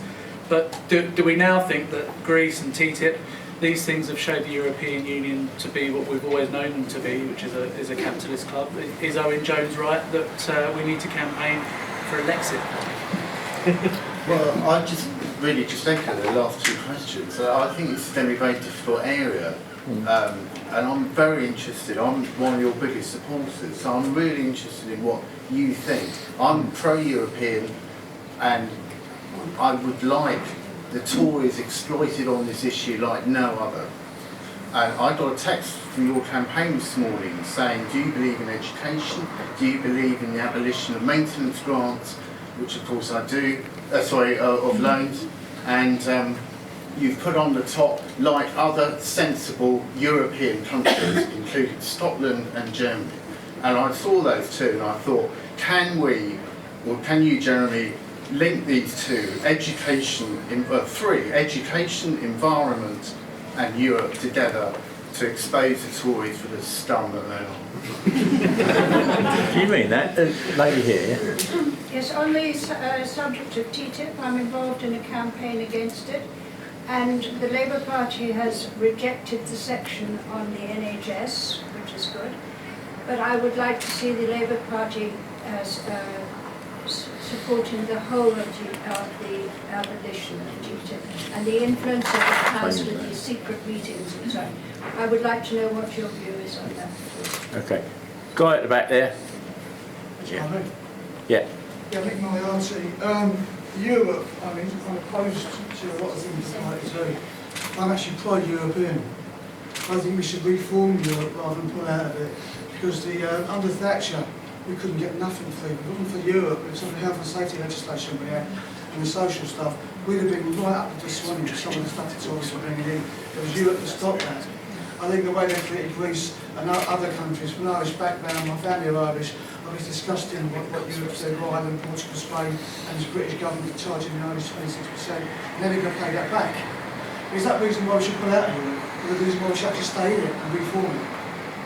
TTIP is going to be a bigger problem than whether we're in and out of Europe anyway. I work for a trade union that delivers public services. I'm not going to know which one because I'm here in a personal capacity for obvious reasons. But the fact that I'm similar to what Jeremy used to work for. But I think with TTIP, it's the biggest threat to public services we've got. The American and multinational companies have been looking at our public services for years, but been prevented because of the unions and the community groups have been fighting campaigns. Under TTIP, we won't be able to do anything because the Americans and the big multinational companies take our low-paid workers to the wall. And it's low-paid workers who live in the health service. We hear about doctors, nurses and teachers. Without the people who clean the hospitals and your teacher assistants and everything else, you wouldn't have public services. They're the ones who be handed over lock, stock and barrel to these people, pay them less than minimum wage, and you know, other public services get sick pay.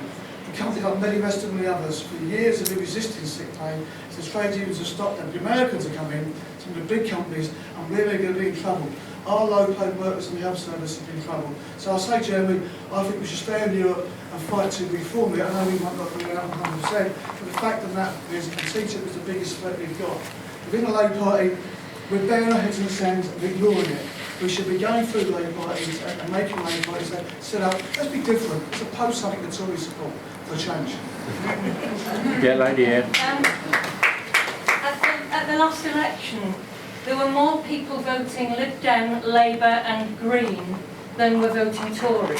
In other words, there was a majority of left-wing votes, but the Tories got in.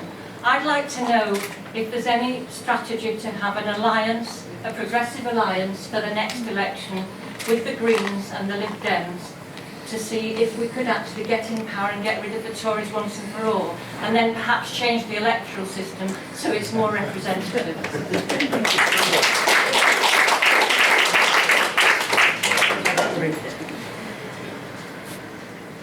We're the only constituency where there's a Green MP, and there's obviously a real thirst and hunger for things that are more green and more environmentally friendly in this town. One of the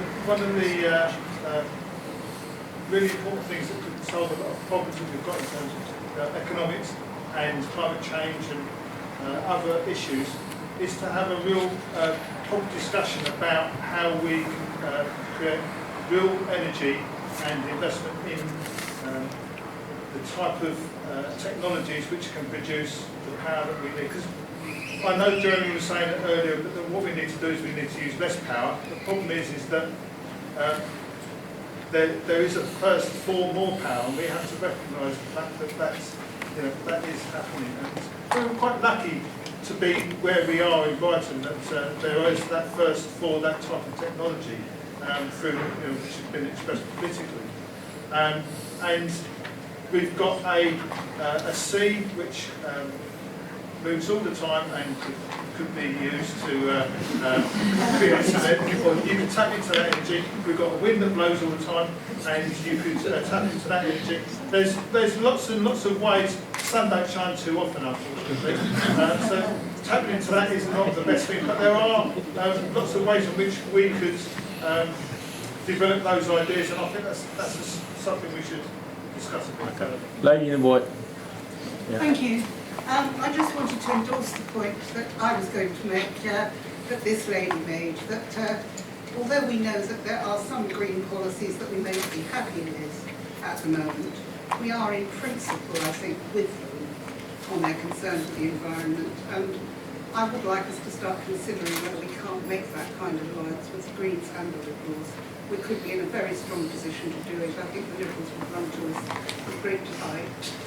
Run into it at the moment. Sorry.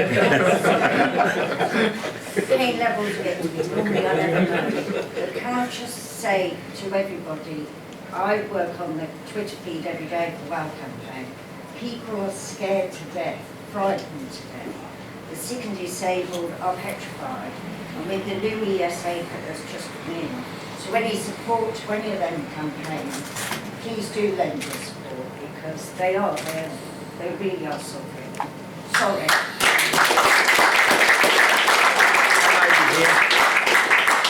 Hello, I'm Jonathan. I'd like to go a bit back to the Greek crisis that we've got. I think what we're looking at is it's not necessarily been played as an economic crisis. It's been played as a political crisis, where in the EU we've got the major powers with Germany acting not as members of this union which stands for what is right, but as a union that is acting as bailiffs. And I think we need to seriously consider what we're in the EU for.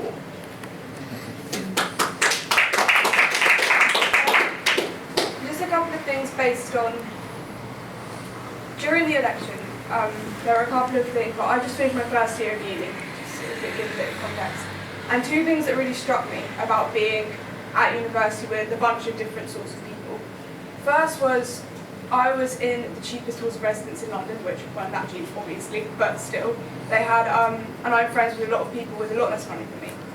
And something that really struck me about them talking to me was, first of all, like, they were fine, because I go to UCL, which is a very big uni, it's a lot of money. So they, as people coming from very low-income families, could go to university, because UCL, they have grants, they have scholarships, they pay for their, cover their accommodation if they need it. But a lot of their friends who couldn't get into university like that, who wanted to go to a small university, couldn't, because they don't have as much money, and they can't afford to give these students a chance to be at that kind of university. And equally, those students were so scared of the debt they'd be in, even though it's not real debt, as people say. They weren't, because of the places they went to school, because of their parents because of the lack of education about what that debt is, they were so scared of it that they didn't go. And that really worries me, because I think it's not just a problem with, oh, we're going to reduce the, like they were saying before, we're going to reduce the tuition fees, we're going to reduce it. It's also a problem with you have to fund the universities so they're able to give money to these people. Either obviously you bring back full grants so they can't afford to go, but with things like rising rents and things like that, it can't always 100% cover. So universities need that power to give to smaller universities, not big ones, obviously they can. The smaller ones need the power to be able to subsidise students who can't afford it otherwise.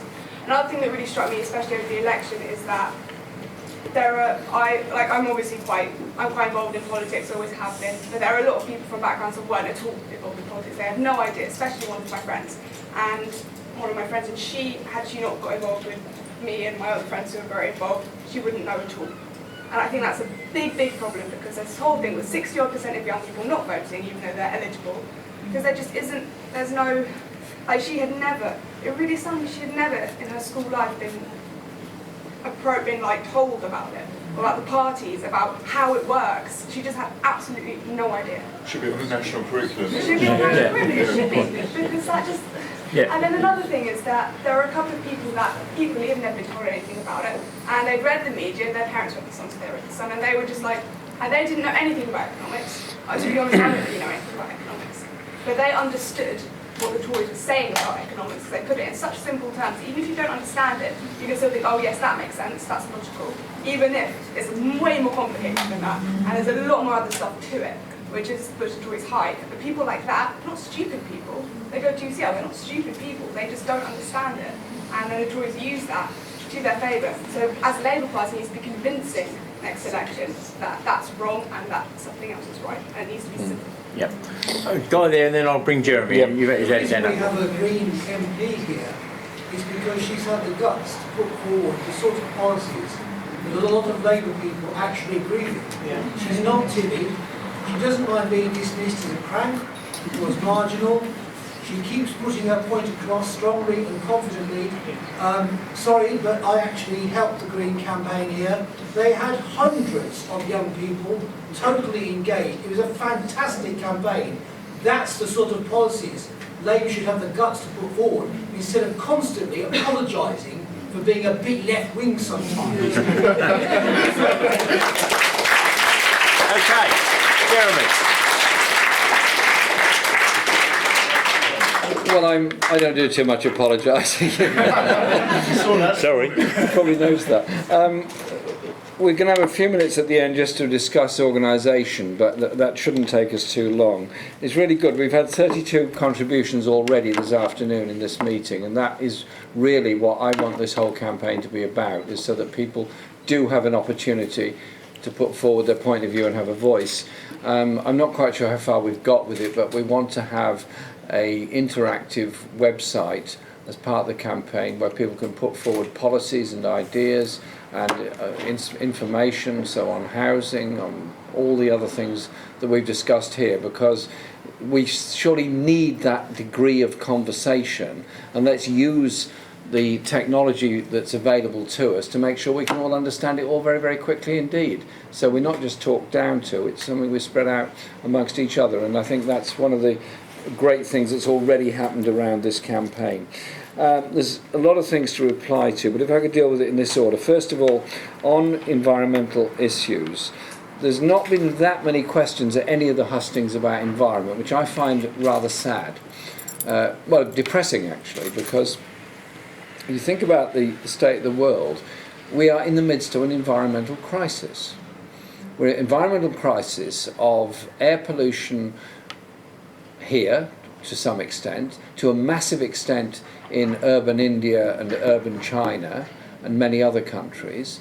And we are in a crisis of overconsumption, and we're in a crisis of overuse of energy and resources. And so I oppose fracking because I think it's pollutive, it's dangerous, it's unnecessary, it doesn't even produce the kind of volumes of gas that are claimed from it.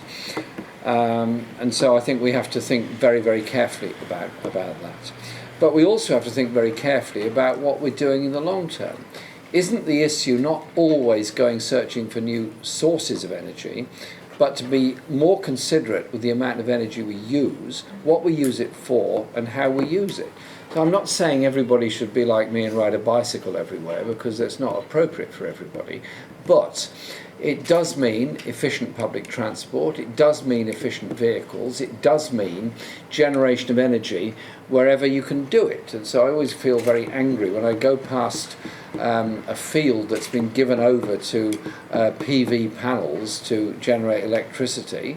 Fine, I've got no problem with PV panels. Why take over agricultural land to generate electricity when we've got acres and acres of roofs of buildings, which would be a far more appropriate place to put those PV panels, which doesn't take away the space to grow plants, food, or whatever else? So it's just a small thing, but isn't the environment really an attitude of mind amongst all of us? And then we don't think seriously enough about our relationship to the natural world. We are destroying the ecosystem in many places. There has been a 60% drop in wild bird population in Britain in the past 3 decades. There is a loss of insect life, which of course leads to pollination problems and all that. So it's a question of approach and attitude that comes with it. And whilst none of these things are simple in politics when you're talking about providing for people's needs, you don't have to provide for people's greed. You can do both things, but it's a question of that attitude on the environment. And so internationally, an effective Labour government would be pushing for better regulation worldwide, because in effect, by having relatively tough emission control regulations in Europe, to some extent in the USA, in reality the pollution has been exported. It's been exported to Chinese cities, it's been exported to Indian cities and other places. So there has to be global agreement and global regulation.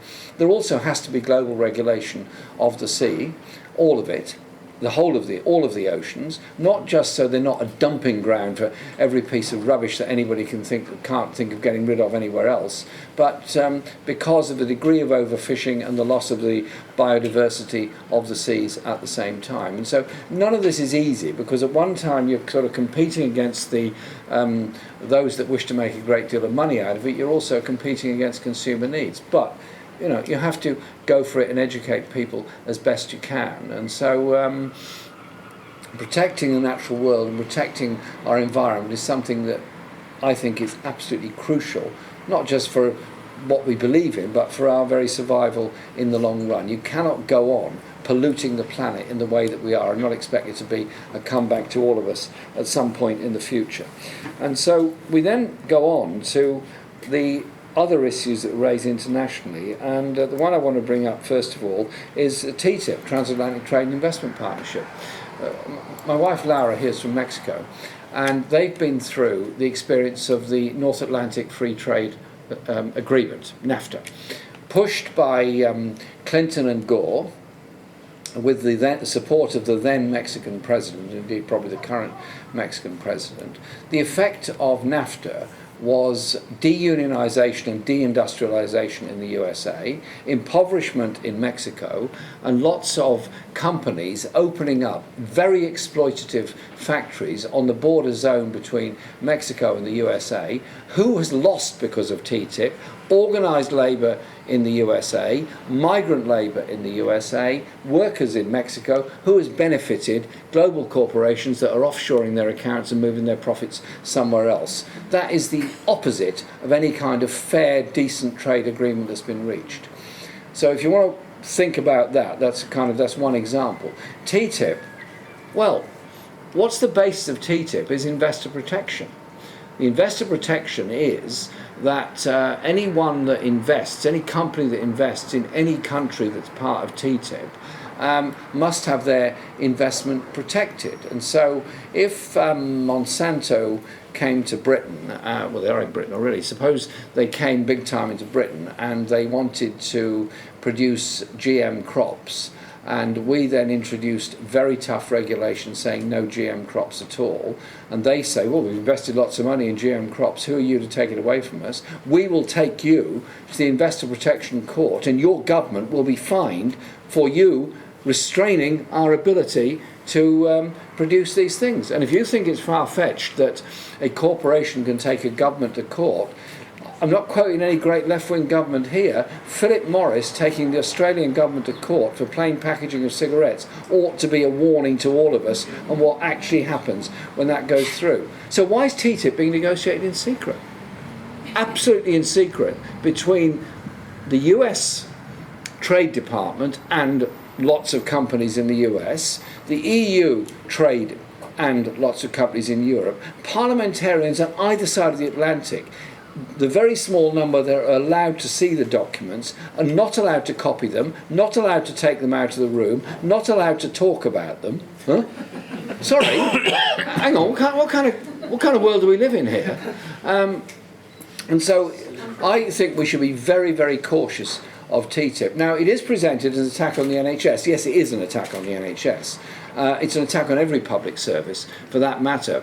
And whilst the Labour Party's position has been to get an exemption for the NHS and public service, good, because that's challenging it, but I think we've got to challenge the whole principles behind TTIP rather than just seeking exemptions for things. So I've no doubt that the French cultural industries will get an exemption. They'll probably get an exemption for the NHS, but there's far bigger issues at stake as well. And so it's not going to come up for voting probably until 2019, but maybe it will have been defeated altogether by then. And I went to a breakfast seminar with Vince Cable about this a bit ago. It was fascinating, really.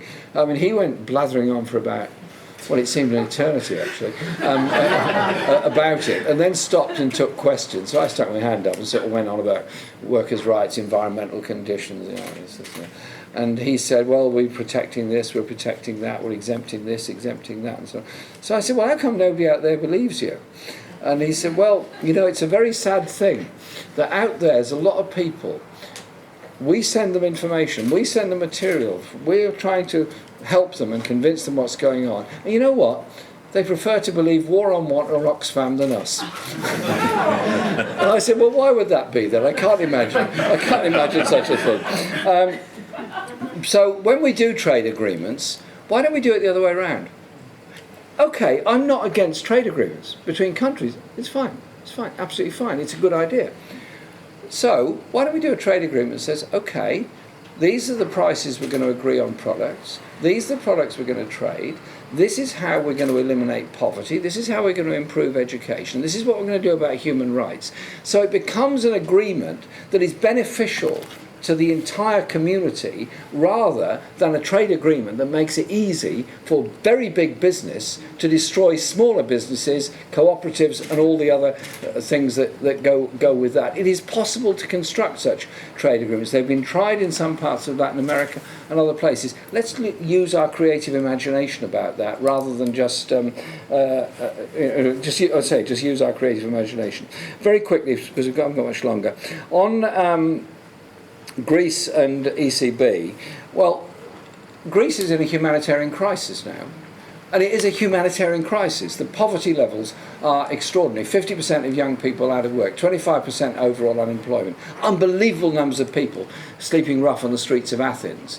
And the European Central Bank and the European Union bearing down all the time on the people of Greece and the government of Greece. And the deal they've now offered up on this, because you can't put it any higher than that, you can't say agreed, offered up under duress, has been essentially to mortgage all public assets to the European Central Bank to make sure they pay off the debt in the rate that's suggested. And I find this weird position where I find myself agreeing with Christian Lagarde that it is unpayable. The debt is actually unpayable, and it has to be addressed in the same way that 20 years ago we addressed highly indebted developing countries. The HIPC programme in Africa and Latin America, that has to be applied. Greece is in the Eurozone. It's therefore signed up to the terms of the Maastricht Treaty, which is an independent central bank run by bankers, dedicated towards economic stability, not dedicated towards social justice, welfare or anything else, and Greece is paying that price. I suspect the next people to pay the price are going to be Italy, followed by Spain, followed by Portugal. It's absolutely appalling what is going on, and I believe that we have to challenge the European Central Bank on its agenda and challenge the euro on its agenda. That leads on then obviously the question of the European Union. Now this referendum, I can't really imagine what this referendum is for in 2 years' time, because there's no negotiations that Cameron's involved with that mean anything. So I've no idea what the question's going to be, unless he's contracting it out to Nigel Farage to write it. There's always that possibility, I suppose. But why don't we as a Labour movement get stuck in on this? Get stuck in and say, hang on, where's the environmental demands? Where's the unity on workers' rights across Europe? Where's the social chapter on Europe? Where's the environmental protection across Europe? Where's welfare? All those issues. So we're actually making demands of the European Union. The big turning point in the European Union was the Maastricht Treaty, which set up basically a marketised Europe with free movement of capital. Thatcher opted out and Major opted out of the social chapter, or most of it, and the issues of free movement of labour, and it's become a marketplace for big business rather than a creative source for environmental protection, and workers' rights.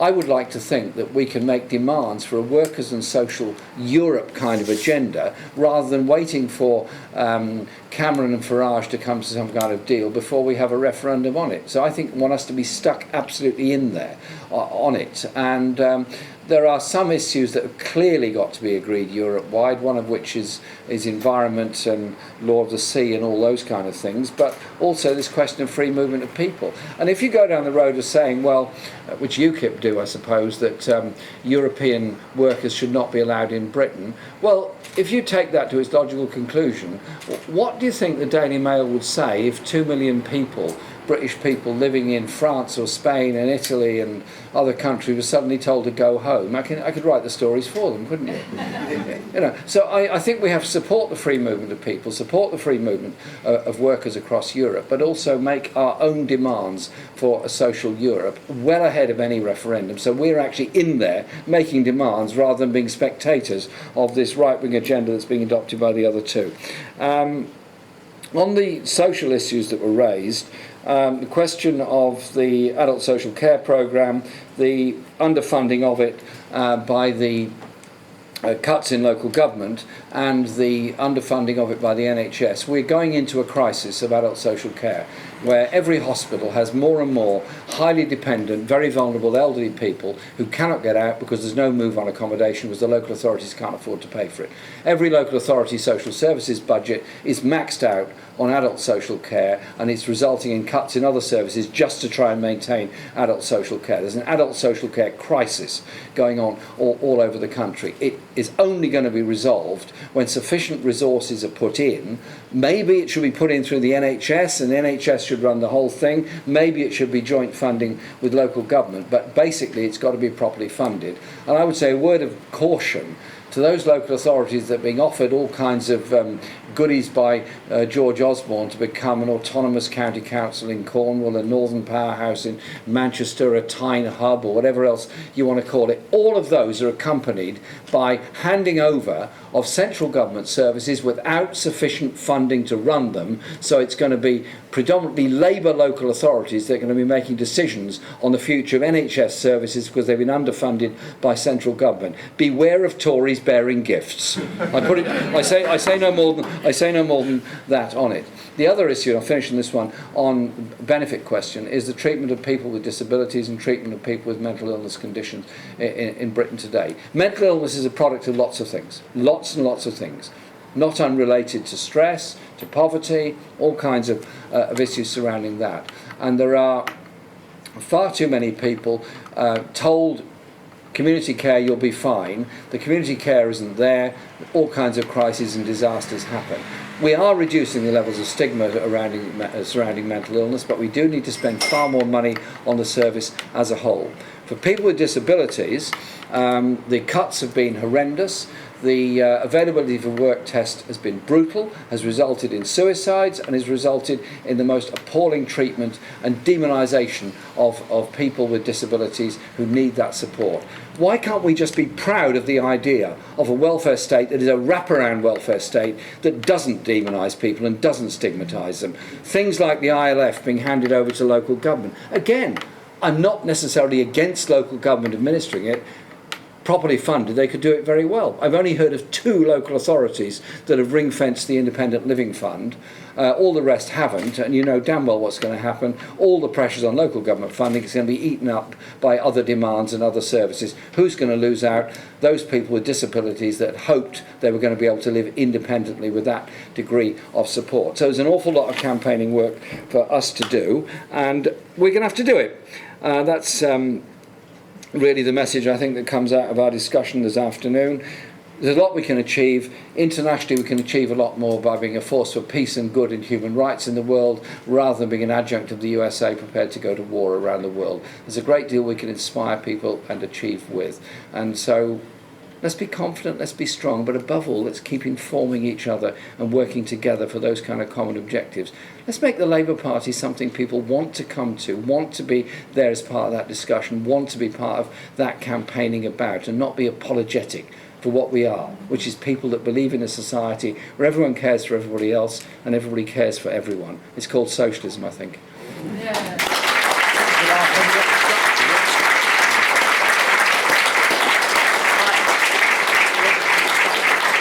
Subject we need to be brief on it is the structure of the Labour Party. Yeah, very quickly, very quickly. Any ideas? Right. Okay, start in front here and then we'll come to you at the back. Right, yeah. I'm Bob. Just Hi, Bob. A question.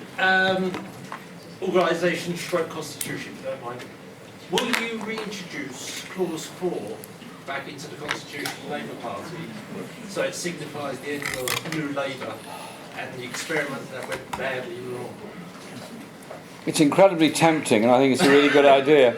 I want us to have a serious debate about democracy within the party, how we restructure it, what the aims and values of the party are. And I can recite the old Clause 4 to you if you want, Clause 4, Part 4. But I just think, yes, we need to have something clear about what we're about and be proud of it and say it out there. So, yeah. But let's have that wider debate and discussion about party structures and party democracy. I don't have all the answers any more than, well, you might have, but I'm not sure I do. Yeah. But, you know, together I'm sure we've got quite a lot of them. Jeremy, you didn't address working with other left-wing parties or proportional... Oh, sorry. OK, beg your pardon. I'll come back to that. Yeah, OK. Sorry about that. I missed my notes. Actually, the problem is I can't read my own writing. On other parties, we've never had an electoral pact in the Labour Party that I can ever remember with anybody. So it would be an enormous step. Does that mean we can't cooperate with other parties? No. I mean, I work very closely with lots of people in lots of other parties on lots of campaigns. I always have. I'm in Stop War Coalition, I'm in CND, I'm in lots of different campaigns, and you work with people because you agree with them on that particular thing. I work very closely with Caroline Lucas in Parliament, and I see her as a good colleague, and we work together on environmental issues and austerity and so on. Can we turn the Labour Party into something with much broader appeal? Yes, I believe we can. I have spoken at red-green conferences, green socialist conferences and the like. Are we going to jump up and say we're going to do this deal with this party, that deal with that party?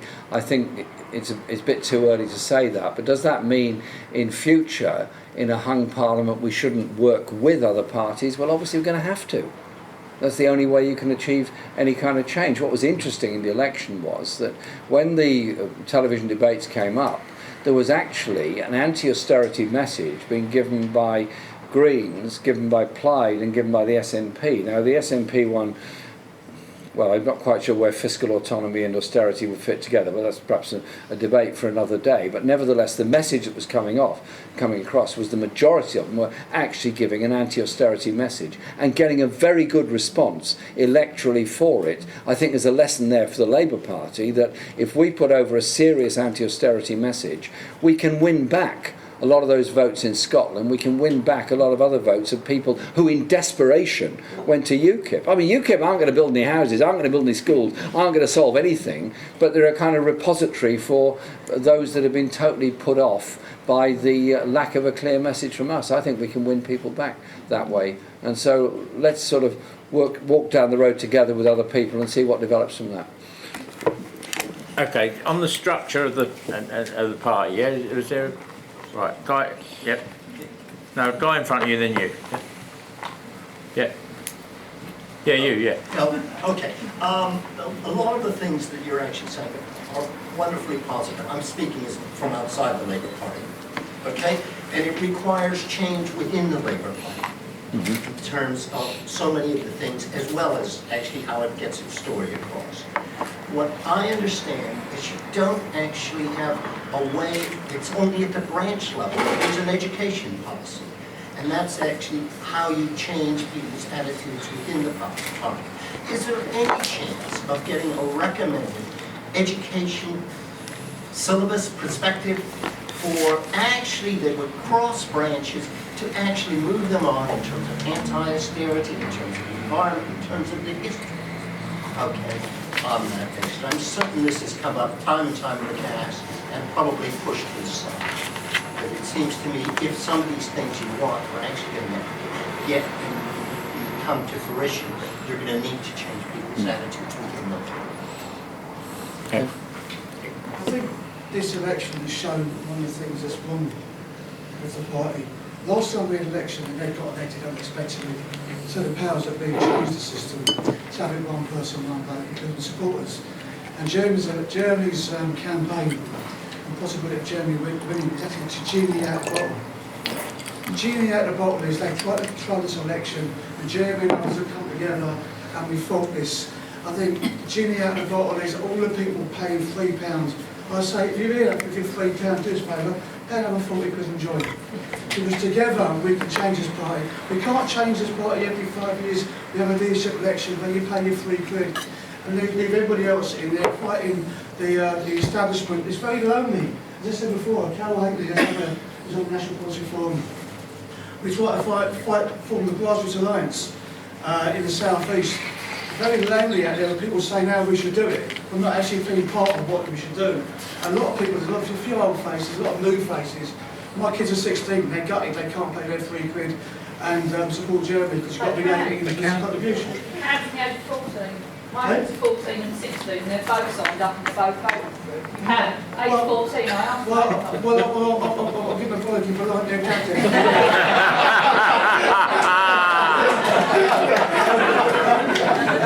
One's in tomorrow, so you can tell it's a long-headed kid with Woodcloth folk shop. I'm going to tell him, Jeremy. If you're paying your 3 quid, you've got to join and you've got to help us bring this party back to where it was originally. It's a party for the people, from the people, not people like Kendall and all the others. I mean, they're not going to change this party. They'll bring it where it was. A party that's hollowed out. In 10 years, 5 years, the people that hollowed out, hopefully coming back, will change it with people like Kendall with history and Jeremy and other comrades. I'll use the bad word there, other comrades in the future. And the fact of the matter is, I've taken a back seat for years, because as colleagues I've known from the other ill. But we've got to come back and we've got to own the party locally. And then we set this colleague there, what do? We own the party locally and then we own it nationally. That's the only way. Right, at that point we're going to have to call a halt to it because we've got to be out of the room in a few minutes, all right? It's been a good debate this afternoon on all the subjects. I'm going to let Jeremy respond to that and then I'll close the meeting. Thanks ever so much. We've got through 36 questions, which I think is pretty good for this length of time. And whatever the outcome of this election, we've built a very strong movement in the party and the unions, which is fighting austerity, which is fighting, wrong word, is campaigning for peace. And let's keep together and do that. And so We will be having national events, obviously. That's how this whole thing began straight after the election. We had that LRC meeting on the Tuesday after the election. There's no reason why we can't develop exactly the same thing in every region and local level, because we're going to have to do an awful lot of policy development work in the party, whatever the outcome of this election, on economic policy, on structure, on regional government, everything that we want to do in this party. But the Labour movement was founded, why? Because people were desperate.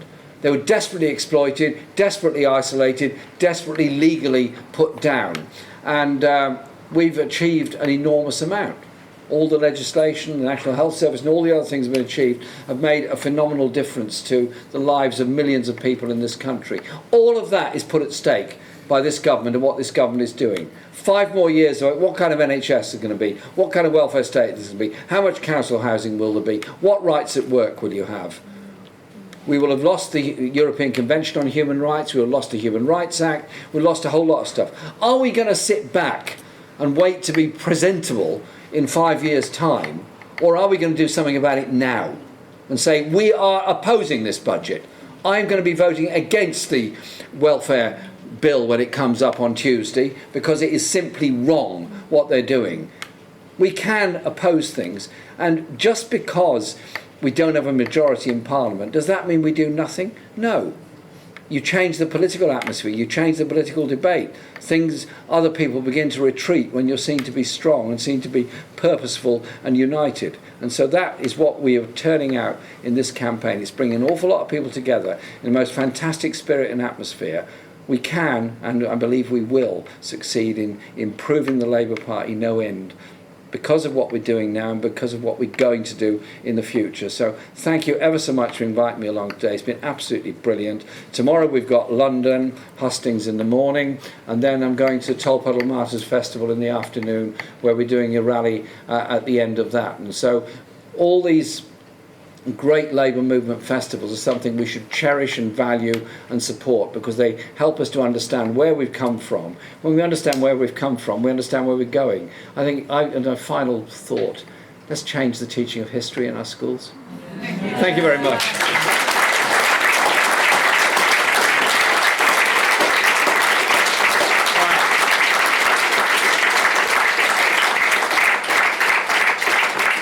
Right, thank you all for coming. As you're going out the door, remember one thing: if we want Jeremy in as leader, which I'm sure we all do, we've got to carry the message out to everybody else. You need to charge yourself with that responsibility. Have a good day. Thank you very much. Thank you. You done very well then.